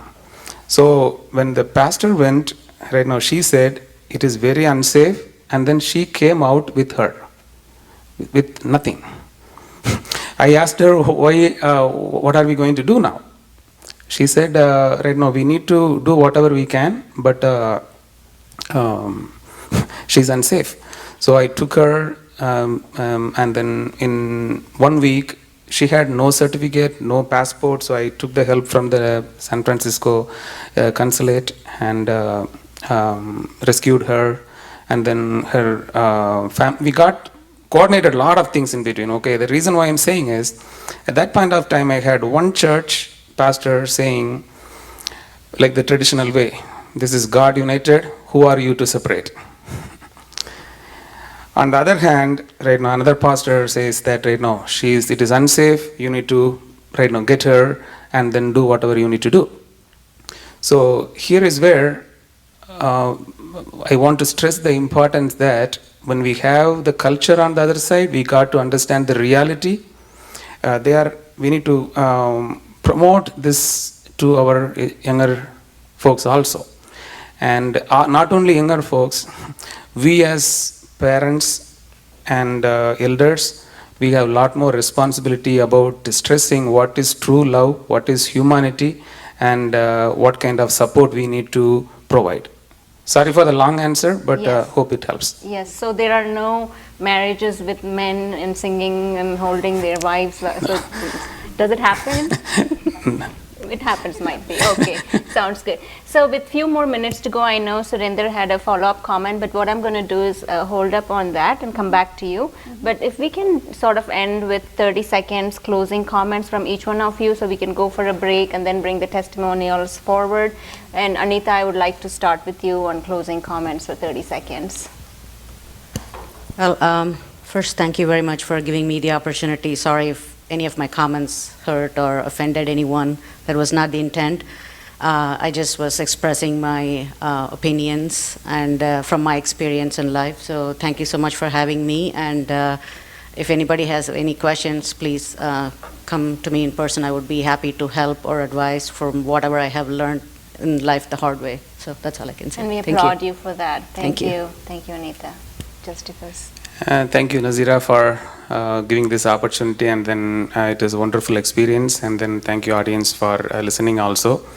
When I was approached by Nazira, I said that right now I have few more things to be taken care of before the end of this year. So before I appear in public, I had to take care of few things. But the topic she mentioned was so relevant, and then I could bring something to the audience, so that is the reason I stepped out today.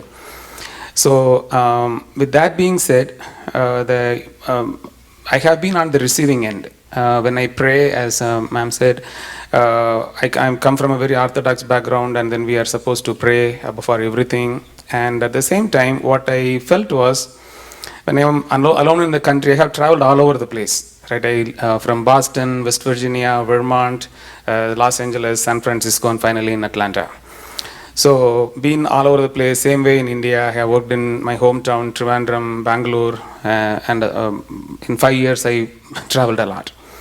What I felt was, wherever I go, we as right now human beings, we have advanced a lot, but when it comes to seeking help, we are right now getting into a safety net, and artificially building walls. That is what is causing so much of pain, and we really need to get out of that comfort zone. Right? When I pray, I used to tell or ask God that I should be a blessing to the community. But unfortunately, so far I have been asking. I have been in situations where I have to ask people, help me here, help me here.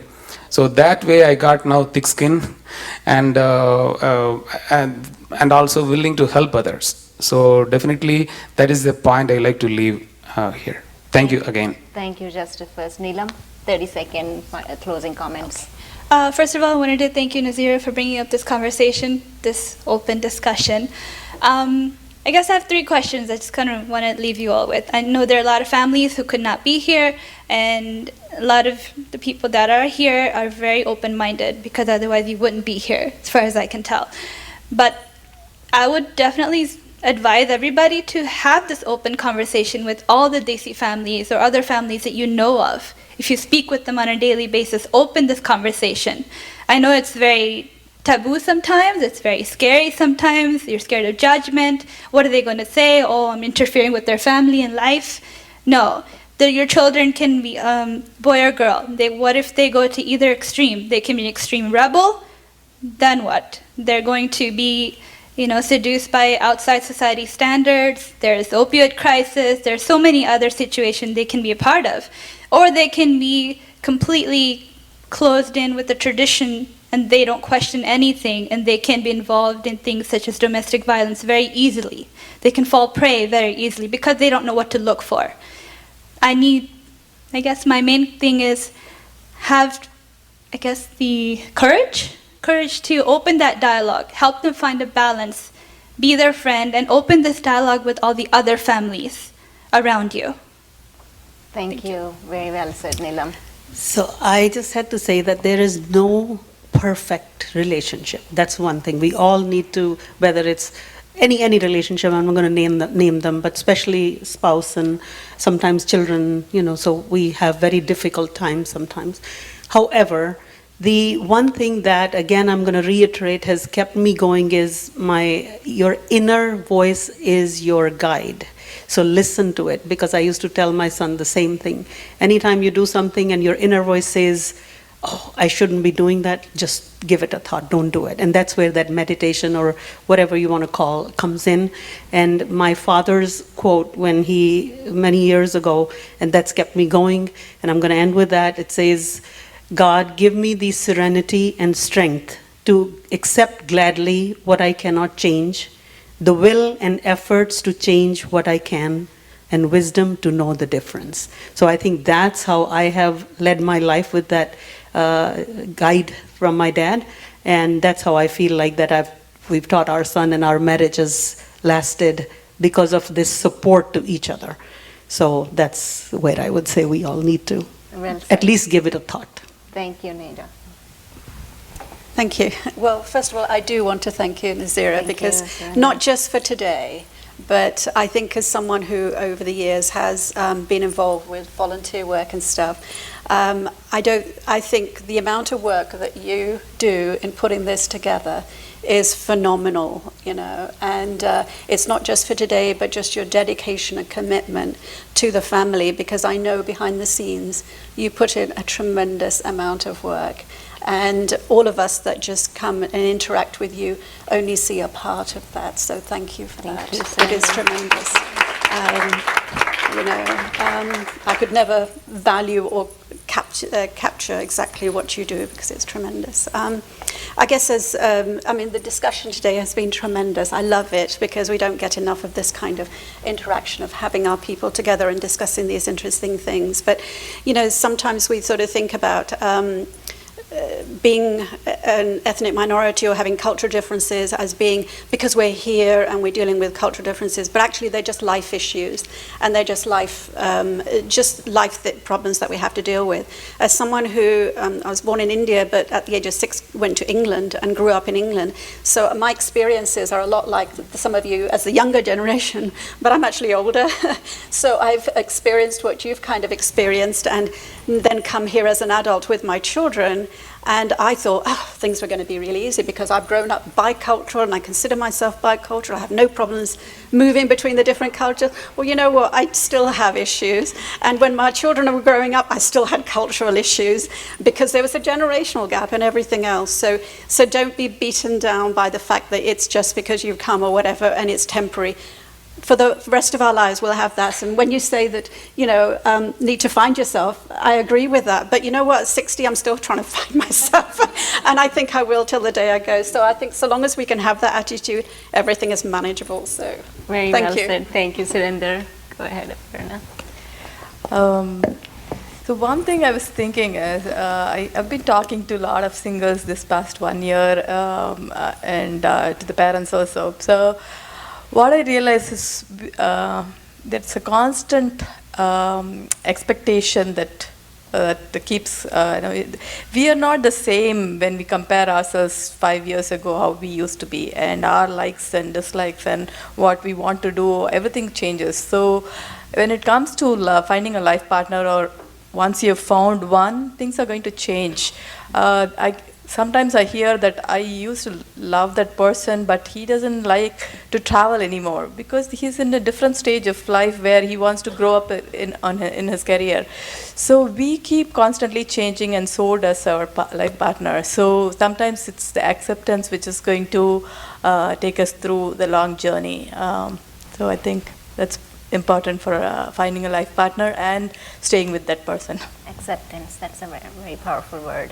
Thank you. Thank you. Nira? Well, first of all, I do want to thank you, Nazira, because not just for today, but just your dedication and commitment to the family. And I think Thank you so much for having me here. It was such an honor to be doing this kind of work. It's why I joined the domestic violence movement, was because there was a gap in representation.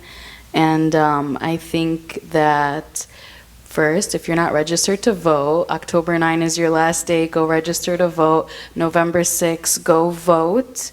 Your district is a very conservative district, and so there is a way to flip that if your voices are heard.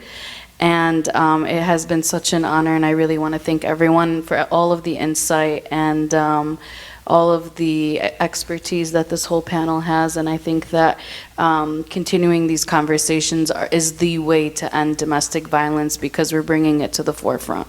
So thank you. It's hard to summarize 2 hours in a few seconds, but I guess what I'll say is just a big takeaway. And for those of you who know me, I'm a big fan of being, very positive and inspirational. So I'm going to say choice, not chance, is what chooses your destiny. So choose wisely. And if we can find what makes you happy and spread happiness, I think that's something that we're all striving for. So if you can do that in whatever way that means to you, that's really good. And just really quickly, this came up tonight. I think it's very appropriate. You mentioned earlier about people who are rich and famous or celebrities or in power. Are they happy? Well, we don't know. This is a quote that I got from I saw from a fashion blogger who recently announced she had stage 4 stomach cancer. And not to bring anyone down, I think it just provides perspective. She says, quote, "I have a brand new car parked outside that can do nothing for me. I have all kinds of designer clothes, shoes, and bags that cannot do anything for me. I have money in my account that cannot do anything for me.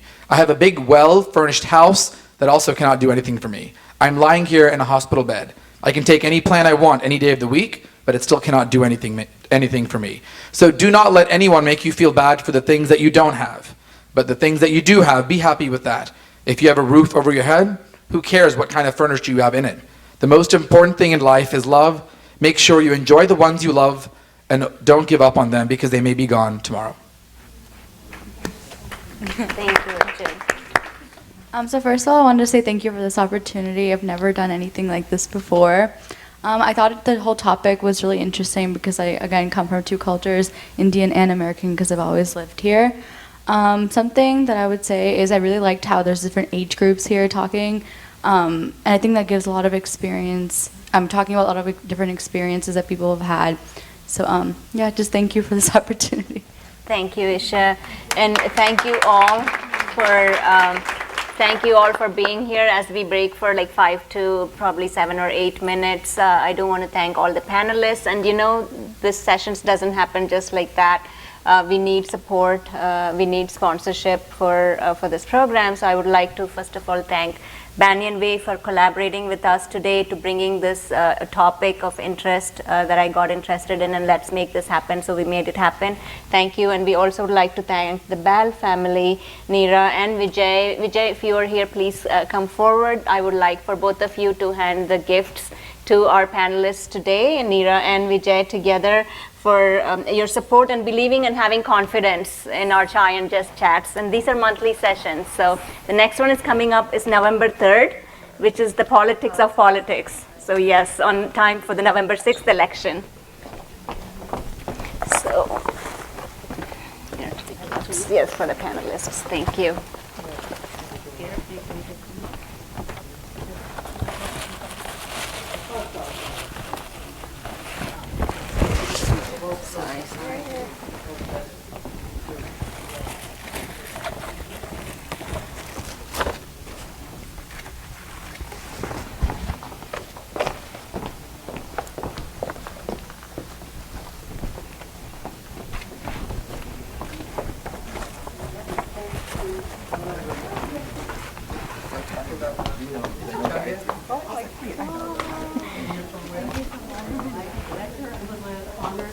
Serve as a panelist with you. So thank you, all the panelists. We're going to break for the break, and we're going to be back in 5 to 7 minutes, and then we bring all the testimonials where we really see how a husband is reacting to a spouse's activity, or how vice versa in real life. So thank you so much. We'll be back in 5 minutes. Thank you. And we're starting our testimonial portion. You're welcome to bring your food to your chair And so we do have the pongal. It's one of the signature dish from Utsav. I've always enjoyed. I wanted to make sure you all enjoyed that this evening, and teas from Utsav as well as the pakoras. So hope you're enjoying it. We have the Bell family, we have the Goyal family, and we have Mrs. Madhu Sheth, and we have Kamini and Sangeeta Rao today providing the testimonials. So people ask what's the difference between panel discussion and testimonials. It's basically the same, but this is going to be more towards your life experience oriented, right? So I'm going to start with Vijay and Neera. The question is, and you're welcome to tag team. The question is, has there ever been a time when you were insecure in your marriage or worried that it wouldn't work out? How did you handle it? So yes, I can just quickly say, and then he can input. There was a time when initially we were very young when we got married, 21 and a half and 23, and so the trust in each other was something that was right away felt, and he gave me that trust and I gave him that trust. But there family issues, without going into details, there was a time when we were asked to choose, or he was, it's either the family, parents, father, or me. And he held my hand and told his dad that I brought her here, and till death do us apart.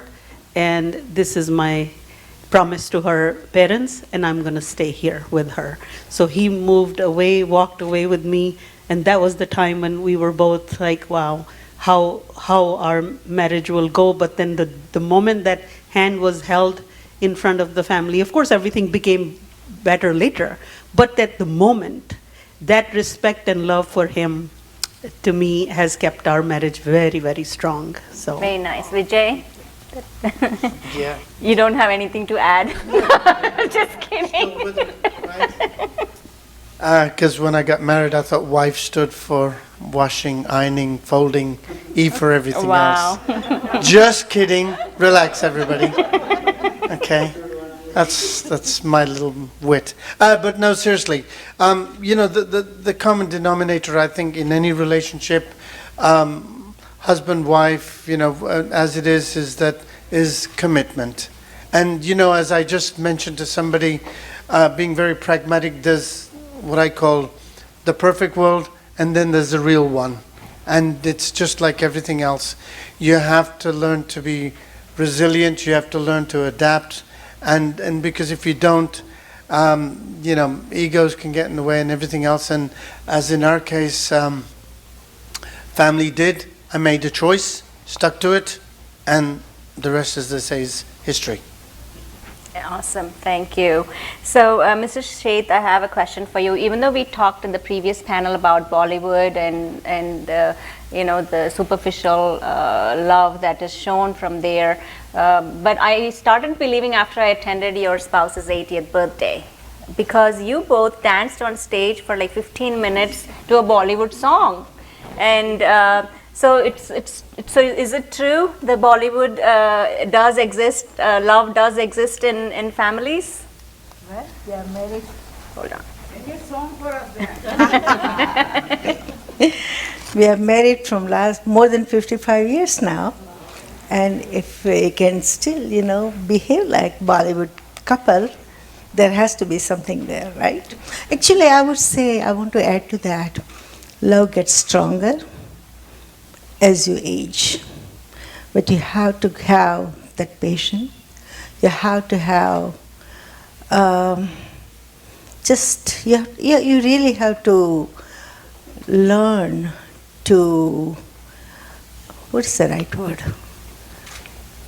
Anyway, you have to learn just to be with each other, calmness, peaceful, all of that you have to have. And you cannot just demand, what you want only. You have to look at both the sides. You have to make sure that he's getting what he wants and you get what you want. And as long as you have both of that, love is going to, become stronger as you age. Got it. So with your 55 years of successful togetherness, if I had asked you to give your topmost advice to a to a couple, young couple who's getting married and ready to get settled, what would that be?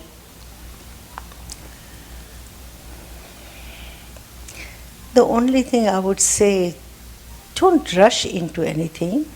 Just because you don't have everything today, that doesn't mean that you are not going to get it later on.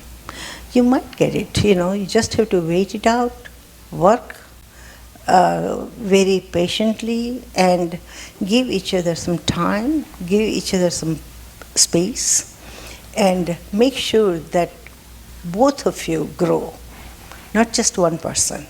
As long as you both are growing, I think things are going to work out. That's a very nice advice. That's what I would say. Thank you, thank you. So, Gunjan and Prateek, I hear that you've had long distance relationship. Tell me how it's very hard to make a short distance relationship work nowadays, but how did you get that spark going? Yeah, I think, so I'll speak for my part. We met in 2014, but we started dating in April of 2015, and then because of whatever reason, he had to go back to India in mid 2016. So we have done long distance for a very long time. I feel like a majority of our relationship was long distance, and now it's a different dynamic living together, actually. So I think what worked for us the best was communication, and I think I have to commend him for that more than I I didn't do much, but yeah, we talked day and night. We talked 1 hour in the morning and 1 hour in the evening. We managed our schedules to make sure we were able to talk. Technology was a boom here, so it didn't feel that far, be it Skype or WhatsApp or Facebook or whatever. So technology helped quite a lot, but I think communication was the key. Prateek? Yeah, so as she said, we started dating in April 2015, and then I had visa issues, so I had to go back in 2016 June, and we were not engaged or married that time, so we had the option of, we can end it. I mean, we don't know when we're going to see ourselves again, and we don't know when we're going to be together again, or do you want to give it a shot? So it was a very tough decision, and both of us chose to stick together. I still remember when I was leaving, when I was going back to India, I was in the security line in the airport, and she was standing there, and she was just crying. Like, she was crying, and it was that image of her crying always stays with me, and I probably will never be able to forget it. But it was a tough time. People have bigger problems, I'm not denying, but 2 years of long distance, and then deciding your marriage, your engagement, and all those things between that, it was very tough. We had a lot of challenges, we had a lot of fights. We had to, obviously, but what I think worked was, like she said, communication. And the second thing I would say is trust. I think we trusted each other beyond limits, and we didn't have that even like 1% of insecurities that, hey, he's in India, I'm in the US, and who is he going out with? Why is he talking to her? We never thought of those things. So the trust aspect played, and then the communication was very important. Very important, Prateek. Probably you should take a life course lesson for many of us here. I don't think I'm that great, but sure. So, Sangeeta, my question to you is, from your experience, what have you learned about relationships? Has this changed across your life? Yes, thank you for having me over here, Nazira. Definitely, I think as I have become younger, I have learned a lot. At 20, my expectations from a relationship was very different than at the age of 44. The trust and finding myself was very important, which I think a lot of women and sometimes men do too in a relationship. They lose themselves because they want to impress the other person.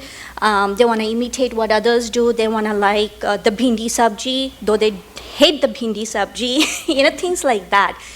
But to find yourself, it doesn't matter with whom you are, not to lose yourself and to be grounded. And to ask yourself what's really important, not at this moment, but 10 years from today. and how do you see yourself with the other person. That's what matters at the end of it. Like Aparna was telling, when you are 20 you want to go hiking, but at 50 I don't think so. So you gotta change yourself. You have to grow individually as well as grow with the other person. But make sure that you're growing together as well. And to understand that each person grows at a different pace. So it's okay if the other person is more mature than you are, 2 steps ahead of you. It's okay, you will catch up, and for the other person to understand that this person needs time to catch up with you and to grow with you is important too. Awesome, thank you. So Kamini, when you are feeling stressed, either from your kids' schoolwork or your work at your job, or even pending chores at home, how do you usually relieve that stress? Do you show it on your kids or your spouse or on yourself? Or do you talk it out? It's evolving, my philosophy, but I've always been very centered, and I've always tried to look internally first. So going back to what she said, that was something that I grew up with, that I close my eyes, I take few minutes, but it's not always perfect because I do lose it. And there was a time that I felt that I had lost that ability to look within for answers, and I was just reacting sheerly by lack of time, because we had taken on 1,000 things and you have half a second to finish everything. So that's something in the last 5 years I've gotten back to, is trying to get back to taking that deep breath, not saying the thing first, thinking about what's coming out. Definitely not trying to take it out on the kids, because it's a vicious cycle. Once you say it, you can't take it back. And definitely not trying to do that on the spouse too, because it's always that once it comes out, you cannot put it back in the bag.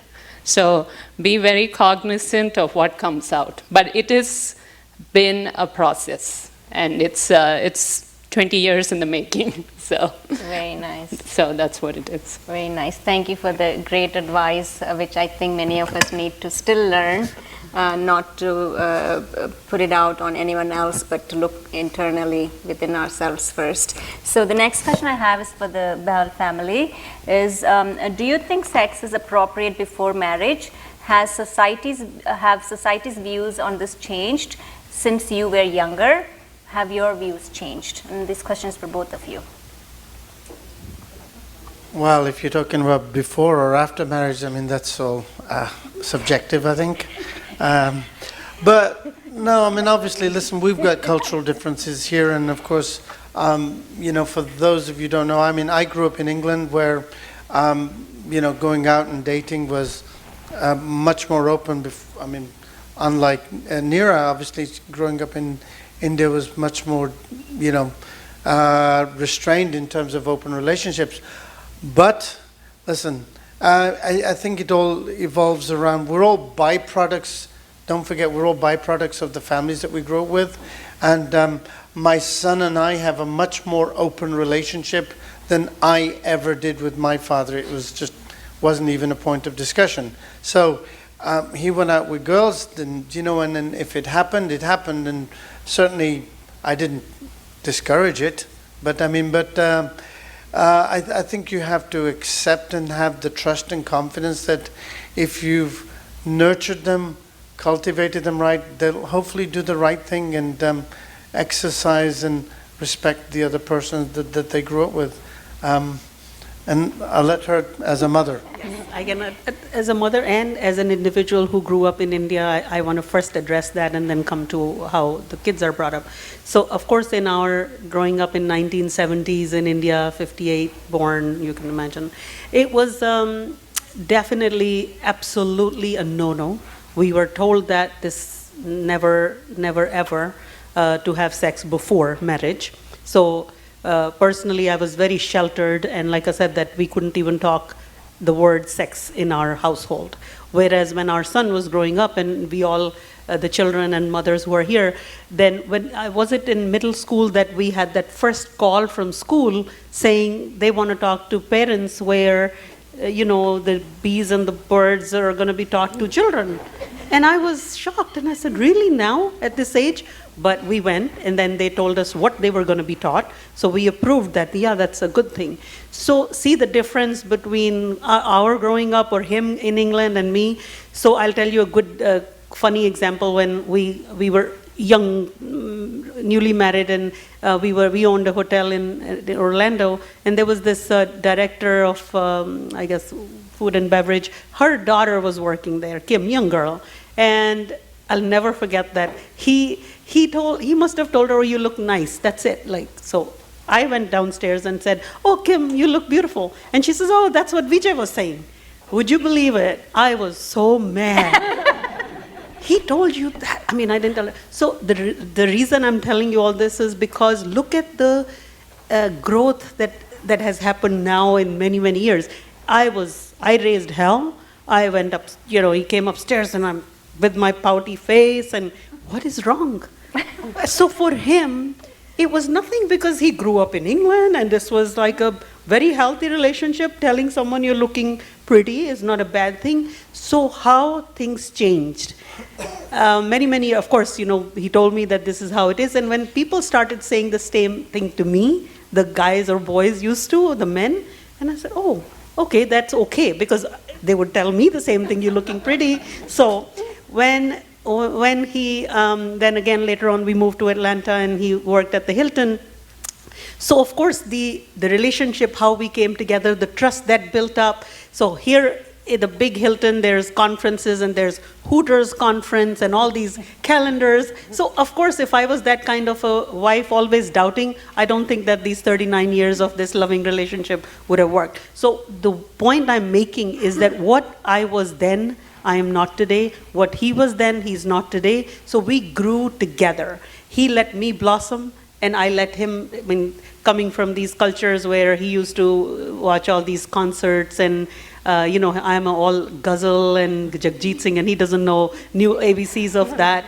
But for us to appreciate each other's music, and that's what we grew together. We gave each other space. He can listen to his music, he can watch his soccer games all day he wants, and his throat kind of, when I come home, and I knew there was a game today, because so the giving each other that space and appreciating what they are, not trying to change. And I think that's the key thing, that we always try to change that person. So we never try to change. He let me be what I am. And bigger thing, the insecurity you were talking about, when I wanted to go to law school, many of my friends said that, oh, that meant that I would be now more educated than him. Would that create, don't you think that he would? And I'm thinking, really? You're telling me that I can't go to law school because my husband then will be less educated? What has that got to do with marriage? He supported me, and God, I hope that I become a judge. What has that got to do with the two relationship with each other? Because I never make him feel that way, because I am a woman, and we are same partners at equal level. Doesn't matter level of education or what. So it's up to the women also. The CEOs of Indra Nui, or I don't think that they make their husband feel, I'm PepsiCo CEO and you're, So I think the best thing is to let each other be and support in their mission and vision, and the love sustains that. Very nice. That's very, very well said. So Mrs. Sheth, what is the difference between love and romance, or love and friendship? And does romance really has to die? No, romance doesn't. I'm asking the right person, y'all. She danced for 15 minutes on stage for a Hindi song. It was lovely.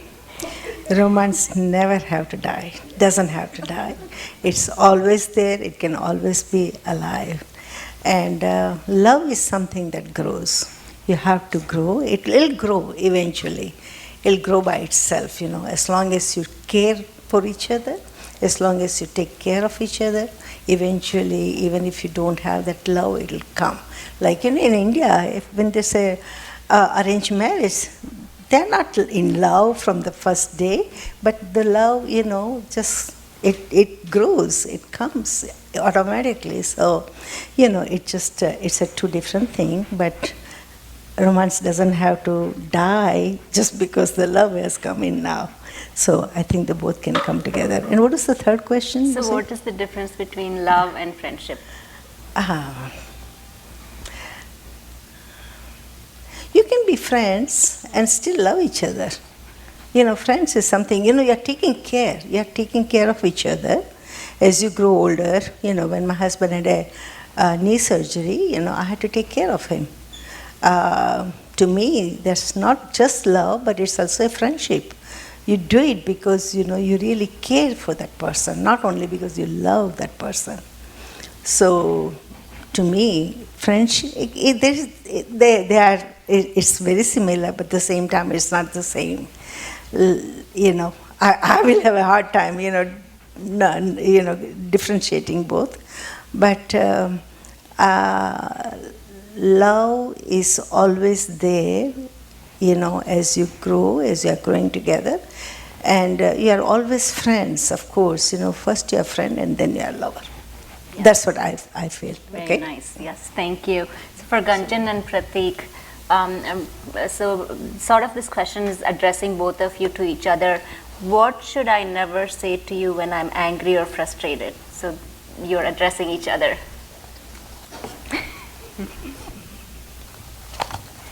You have to look at her. I really don't have an answer for that. What should I not say to you when you're angry or frustrated? Or when you are. Oh, when I am angry. How are you going home tonight? I think if I'm angry or frustrated, I should probably not bring up any of her insecurities into the conversation and make it even more make her sort of angry and frustrated. So I think when I'm angry or frustrated, she does an extremely good job of just forgetting everything and talking to me about it. So I need to make sure that I don't say anything wrong to her or anything that I don't mean, because when you're angry and frustrated, you tend to say things that you probably don't mean. So I just need to be careful of that. How about you? I think so can you use any word, pagal just as the words you can use? Yeah, absolutely. Oh, you see? That's what I was trying to bring out of him. I don't use them, but I don't think she'll have an issue if I use them. She has a problem. She doesn't have a problem with that. Okay, go ahead. Sorry. I think any personal remarks I should not when I'm angry. Anything, and to his point, anything that he has an insecurity about already and I know it, I should not use it when I'm angry. And also anything that demeans sort of a relationship. So anything that's really bad about us in general, even though it's very easy to say right now, but I'm sure I have done some of these things in the past. Yes, I should definitely not. Do you ever say, give me my space? I need some space? No, actually we have not had yet. Yeah, because... Probably a couple of years later. You're already preparing, okay?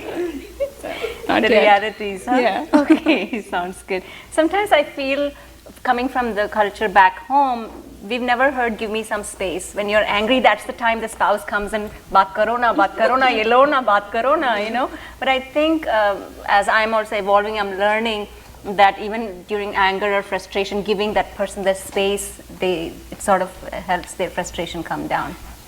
Oh, absolutely. I mean, one of the things is she's much more communicative than I am. I tend to be a lot more subdued. And when my son used to say, he says, Dad, why'd you let Mom do this? Why'd you let her say this? And, for me, it was pick the battles you want to fight. Okay, that was one. And the other part was, you're talking about space. Yes, she's actually used that. Because for her, it was that moment where she could collect her thoughts, sit silently, and sort of put things in perspective, then come back, and then we would talk about it. But it was never a case of each other putting each other down. No, I mean, you express your thoughts and let it go. I mean, yes, and she'll be the first one to tell me or tell you that, yeah, she'll let me have it, but that's fine. But I think at the end of the day, it's a good release sometimes. And, and a lot of her frustration, I'm just sort of jointly sharing, could come from, from a professional world. She's come home, she's had a long day, could be staffing, could be clients, could be any of the above. And you have to sort of really be tolerant of that and be mindful and not take it personally, because when you start doing that, that's when everything, then it becomes, a battle between him and her. And it's just not worth it, because nobody is the winner at that point. Definitely. I think I like your point you just mentioned. So point well taken. And then he also said to someone, they said, what's the secret of your long marriage? And he said that always having the last word. What's that? Yes, ma'am. Yes, ma'am. And not to take anything personally. Yes. And you know what? And I can never resist a joke either, because, and right. You'll appreciate this for English wit and humor. You mentioned you've been married how long? I'm not married. No. Oh, 55 years, yes. Well, it reminds me of the couple that was married that long, and the priest was standing there. He says, wow, that's incredible. We could all have a learning lesson. He says, how did you make it last for that long? And he says, well, it was always the love, the care, and the attention. He says, was there anything special in the 55 years that you did? You could remember. He said, yeah, it was on our 25th anniversary. He said, what was that? Well, he says, we went to Italy. He says, wow, that's fantastic. So what are you going to do for the 50th? He says, well, I'm going to go back and bring her back. Okay. That's a good one. Thank you. Thank you.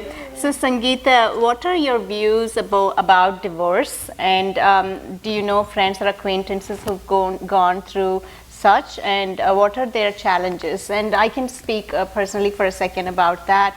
That it's very hard for divorced or single women who are older to belong to a society because the society doesn't give them a belonging. There's a separate category.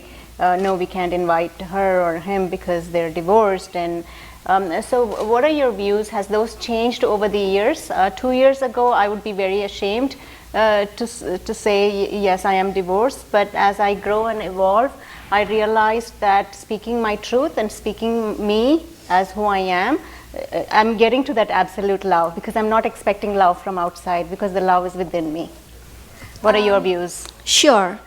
I have been divorced for almost 10 years now, and it took me about 4 to 5 years to find myself, because I was lost. I didn't know where I belonged. Back home it's different, over here it's different. And the community as such does not accept divorced women for whatsoever reason. And I was talking to Anita earlier, and we are discarded from the community in the sense, and these are the women, you're not invited to the golu or to the haldi kumkum and stuff like that. And Anita was telling that there'll be cars in the cul-de-sac and you're the only one sitting at home, That's hurtful. But then is the problem with the other women or the other families who are not able to accept that, hey, there's a family who's been broken, and to come as a community to help. And I think I was bitter for some time, but then I said, hey, that's their problem, not mine. I have my own problems to deal with. And that's when I started the healing process. I still find a lot of my friends, I am the veteran actually in my neighborhood. I was the first divorced woman. So I still have women knocking on my door asking, what should I do, where should I go, and stuff like that. And I tell them to surround themselves with positive people, to really know who's your true friend, who's not. And if you surround yourself with positive people, I think you are able to come out of that much faster. I felt that if I had that kind of support, I wouldn't have taken 5 years. Maybe I would have been out of it within a year or so. I don't know that. But I always give that advice to women or even men if they're going through this. It's just not the women who go through divorce, right? Just surround yourself with positive people and be very supportive. It's very hard for anyone to tell their personal stories, and if someone comes to you and shares that, be receptive. Don't be judgmental. Just listen, because sometimes people just want to tell you. They're not asking you for solutions or your opinions. Just be a listener and just be there at that present moment. Sometimes not just divorced people, but anyone who's going through whatever. If a family member is sick, doesn't matter if you're having issues with children, just listen, because that's what is important, to be a good listener. So it's been a long journey for me personally, and But you have a success story to share yes, as well? Yes, I recently got engaged to a wonderful man.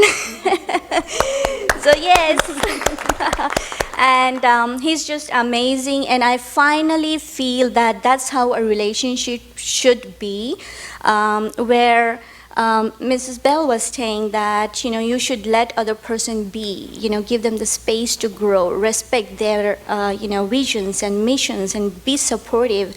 And I feel finally I have found that person, and I always count my lucky stars. And being divorced, coming from an Indian community, and having children, it's very difficult. Like, I have a son who's 19 years old, and I feel since he went to college that now I'm ready, I guess, to take care of myself. And that's another thing I would tell divorced people, that don't do what I did, thinking that, oh, I have to be the mom, I have to take care of my child. I felt that if I took care of myself more back then, I think I would have been a better mother to my child, because I was so caught up in that without taking care of myself. So take care of yourself first, and that's what they tell you in the airplanes, right? Put the mask on yourself first, then help the other person next to you. I think women in general forget to take care of themselves because they're just lost, and they just want to protect whatever is left in their family right now. Thank you for sharing your story, Sangeeta. That's brave of you. Kamini, what are the greatest, the biggest challenges that women who are in leadership face? And are there resources available to help such women who are in the leadership role?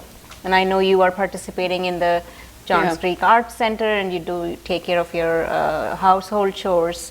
So do you think there are any special resources and challenges that you go through? Challenges, of course, is lack of time. So time management is key. And also prioritizing. In my case, I have a full career. I have 2 high schoolers. I'm in all these boards, and I volunteer because that's very close to my heart. So you need to prioritize. In my case, my family centers me. That's where I start. And everything else goes from there, and that's just me. Nobody asked me to do that. In fact, I come from a very progressive family where my grandmother worked, and so nobody was asking me to take a step back or anything but for me, I derive a lot of happiness from there. So every decision, there'll be days when I come back at 8, and I ask myself, okay, I have 2 hours. How am I going to spend this? I can talk, and for me, one of the most important things that I do is talk to my kids, and that makes me really happy. So I spend that half an hour there asking them, how was your day, what was going on, and things like that. So for me, the challenges, which I think now I've figured out, is time management. As far as resources go, I think you need to, I haven't found anything here, but in my priorities, for me, say cooking is the least. So food and shopping is the least. So I try to say these 1, 2, and 3. I can do 100 things, but they come back to that 1, 2, and 3. So once I do that, I'm able to, I don't need to have the latest of this, but I'm happy if I'm doing that. So that is my resource. That's how I handle it. And it's been working because it's helped me pursue everything that I want and still try and keep it together. Very well said. Thank you, Kamini. So let's start from Neera for 15 seconds. overall message that you want to give? Because our intention today was to discuss the things that usually is not discussed, but not certainly to separate anyone, but to be proactive in how do you find that partner who would help you sustain throughout your life. Like someone said earlier, it's not a 5-year, 10-year deal. And I think Banyan Way is one such thing, but there are other ways, people who don't have access to Banyan Way. But what are those thoughts that you would like to give for a sustainable interpersonal relationship, whether it be with your spouse, your child, even at work? Be a good listener and also support, nurture what your partner or your child wants. Very carefully listen. Before we start talking, you should do this. Don't ever start with you should. What do you want? And then you say, and same way it goes on with the interpersonal relationship, husband and wife. And also I just want to point out very important thing, love. Love doesn't go away, it changes forms. So for example, after 39 years, the feeling of, holding a hand or how, it's not that anymore. It's way beyond that. So when we are away for I'm gone to India for, it's just missing each other. That's love also. So it's transformed, it hasn't gone away.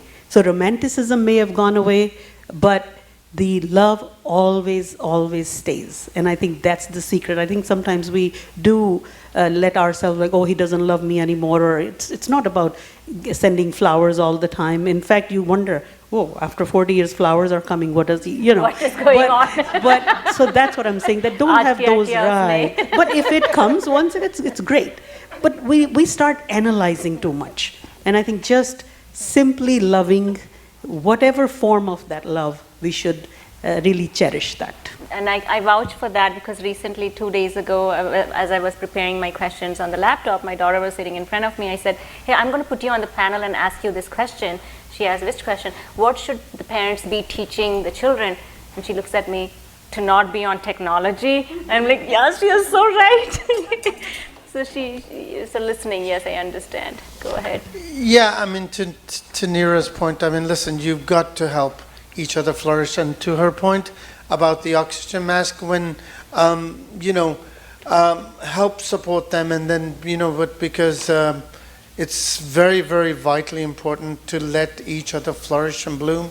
Because, if you hold each other down and all it can do is just, I think, cause friction and within the families and the impact that it can have on your children. You talk about being sustained. So this is what our son constantly, it was a constant, I think, daily routine to make sure he had the energy, make sure he had the encouragement, and he never saw anything between the both of us.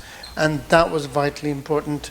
And he is where he is today because I think he saw nothing but positive, at least where we could possibly do, And I just want to also quickly mention that because he's married and not everybody, all children here, you are so young, he found the partner who nurtures him and he nurtures hers. What he saw at home, that's what's going on there 5 years later. And of course, we as parents leave them alone to let them grow. We do not interfere, and I keep telling anybody I counsel at office also that parents need to be kids know we are there for them, just don't keep on giving advice when they're not even asking.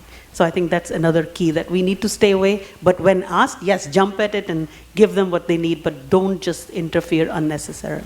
Last thing, don't fix anything that's not broke. Sure. Okay?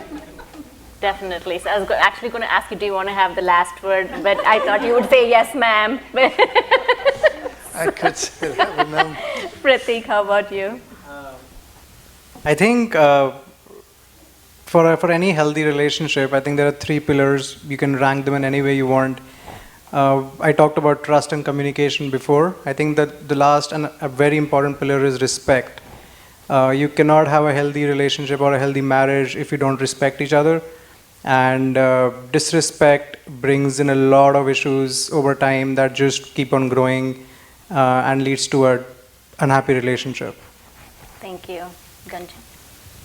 I think from my experience, I would just say there has to be a solid foundation of a friendship first, because if you cannot be a friend with that person, then there's no more scope. So a strong sense of friendship, that has to be the foundation. And then to build on that, I think one quality that I think that's very important, and I'm glad I've seen that in him, is the ability to compromise, because the way we are as a generation, we just want things our way. And we are able to get it easily. So not a lot of people are able to meet you at a common ground. And people are always going to be different, be it your spouse or friend or whoever. So the ability to come to a common ground is very important in a relationship. Thank you. Very well said. Romance doesn't have to go away in your life. Yes, just yesterday I was telling Bimal, we went out to see a movie, Indian movie, for after a long time. And there was a long corridor, we went, where we went. We both were just holding each other's hand and walking nicely. To me, that's romantic. Yes. Just walking together, talking to each other. It's a romance. Just, it's what is romance to you, that's what it is, and you can be, and that's what the love is, that's what, the friendship, love, romance, all of it is all the same to me, after 55 years of marriage. And just be there for each other. Sometimes he needs you more, sometimes you need him more, but whenever you need each other, be there. And sometimes, at this age, their needs. Even before they say it, you realize what the need is and you be there. And I think that's what keeps you together. Very nice. So, very well said. Kamini? I would say the top, again, it's evolving and I'm learning, but respect is the number one. I feel it personally, if the respect is there, then love just comes along with it. Also, it's every 5 years your circumstances are different. There's visa issues, then there's work issues, then there's kids issues, then kids in high school.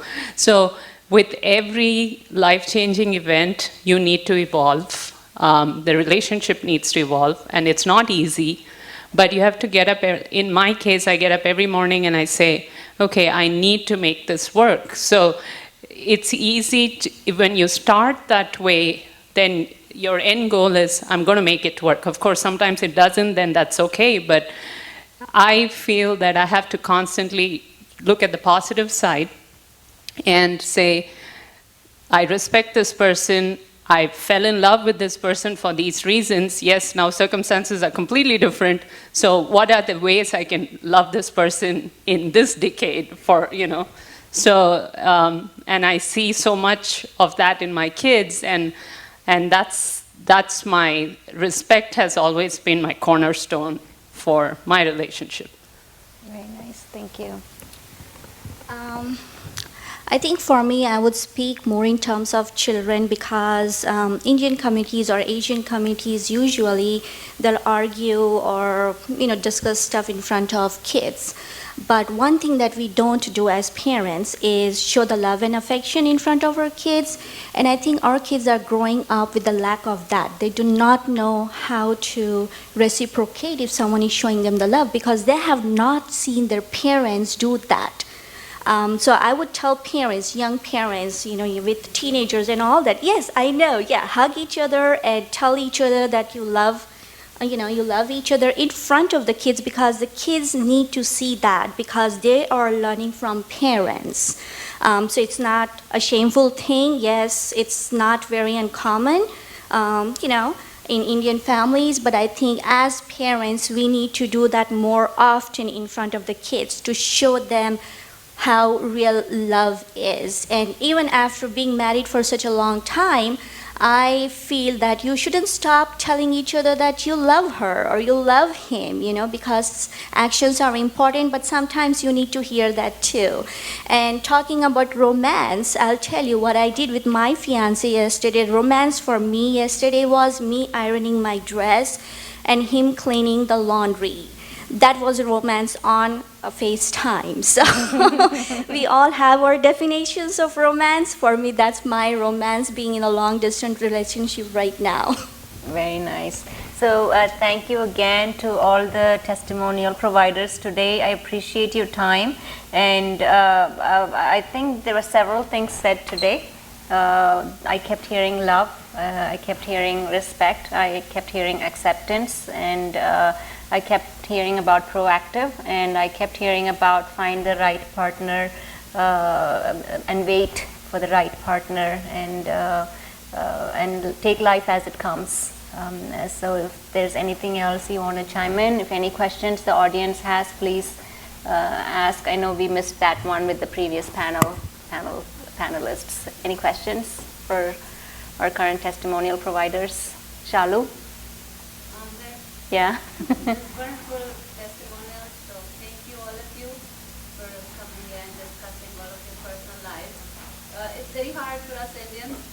Sometimes when we have too many good things going on, we are scared. Nazar nahi lagta.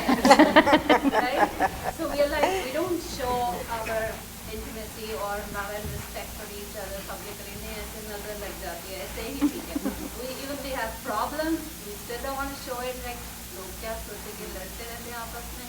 So it's a welcoming change that you're out and about and speaking about it. And I agree with you, and I couldn't say any more. We're so concerned about what will they think. And you talk about showing affection, PDA, public display of affection. You know what? It gives children so much more security when they see their mum and dad hugging each other, whatever. I mean, for all the fights we might have, I can tell you, she will find me somewhere in the house and let me give her a peck on the cheek before she heads off in the car. Listen, life is what happens while you're busy making other plans. And you never want to wake up tomorrow morning saying, oh my God, I wish I had. So. Definitely. So On let that note. be the closing words, and appreciate all of you for coming. Please feel free to grab Madhi Pakoras and Pongal. I'm not sure if it's there enough, but please do that. And network, and we'll close out the session for today. Our next session is on November 3rd. We will have a location. If you've not signed up, registered with your email, please do, because that's how we contact you for our future sessions. The next one is on the politics of politics, not the home politics, the public politics. Fake news. Fake news. What drew you into this? What am I doing? What inspired you Into the chai and chats? My inspiration, yes. So my inspiration from the beginning, from when I was very young, was to serve, and I've always throughout my life found the forum to serve. I've always loved to bring people together, bring together. I love to unite rather than divide. And that's what I've always been about in the government sector, when I ran for politics, when I was practicing as a physician, and when I was in Emory doing research, was always about where are the gaps and the missing links. People used to call me the connector, so I used to connect the dots and make it happen.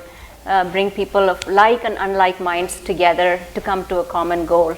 Yeah, so that's... It just is amazing that all these years that so many of us have been here, and I was talking to Madhu that it was 25 years ago when I started on this path of traveling and talking on issues in career choices, in marriages and things like that. And coming today, I feel we have covered a lot, and yet there is so much. Yet there is so much, yes. And this is the start of a dialogue. To dig in, to get to where these problems are coming from, and to truly help our children enjoy what heritage they bring and blossom in what opportunities they have. Can I just say something? You know, you're talking about heritage and culture. One of the things in this current, you talk about politics being the next forum. I think it's incumbent upon us, and there's mostly Indians here, okay, to go out and, because listen, we all came here to make this as our adopted home, right? Nobody was forced here or came at gunpoint. So that being said, what I've recently, with the recent news and what she goes through immigration, you don't want to be that 60-second soundbite that somebody saw on the news, I think we need to make ourselves more open to our neighbors. And I'll tell you why, because when they see you, they don't want to say, oh, that's the person I saw on the news the other day. And because I think we are so well off, personally, individually, professionally, we feel that we actually don't need to participate in the politics of where we live. No, she'll go and vote. I don't need to go because I'm okay, Jack. You know, that's the tendency, but I think it's incumbent upon us to make our presence felt. I can think of other communities that if you said boo to them, they'd have 100,000 people outside the Capitol tomorrow. Yes. Us? Oh no, you know what? The zero go. I got to take care of the store. I got to take care of the store. Seriously.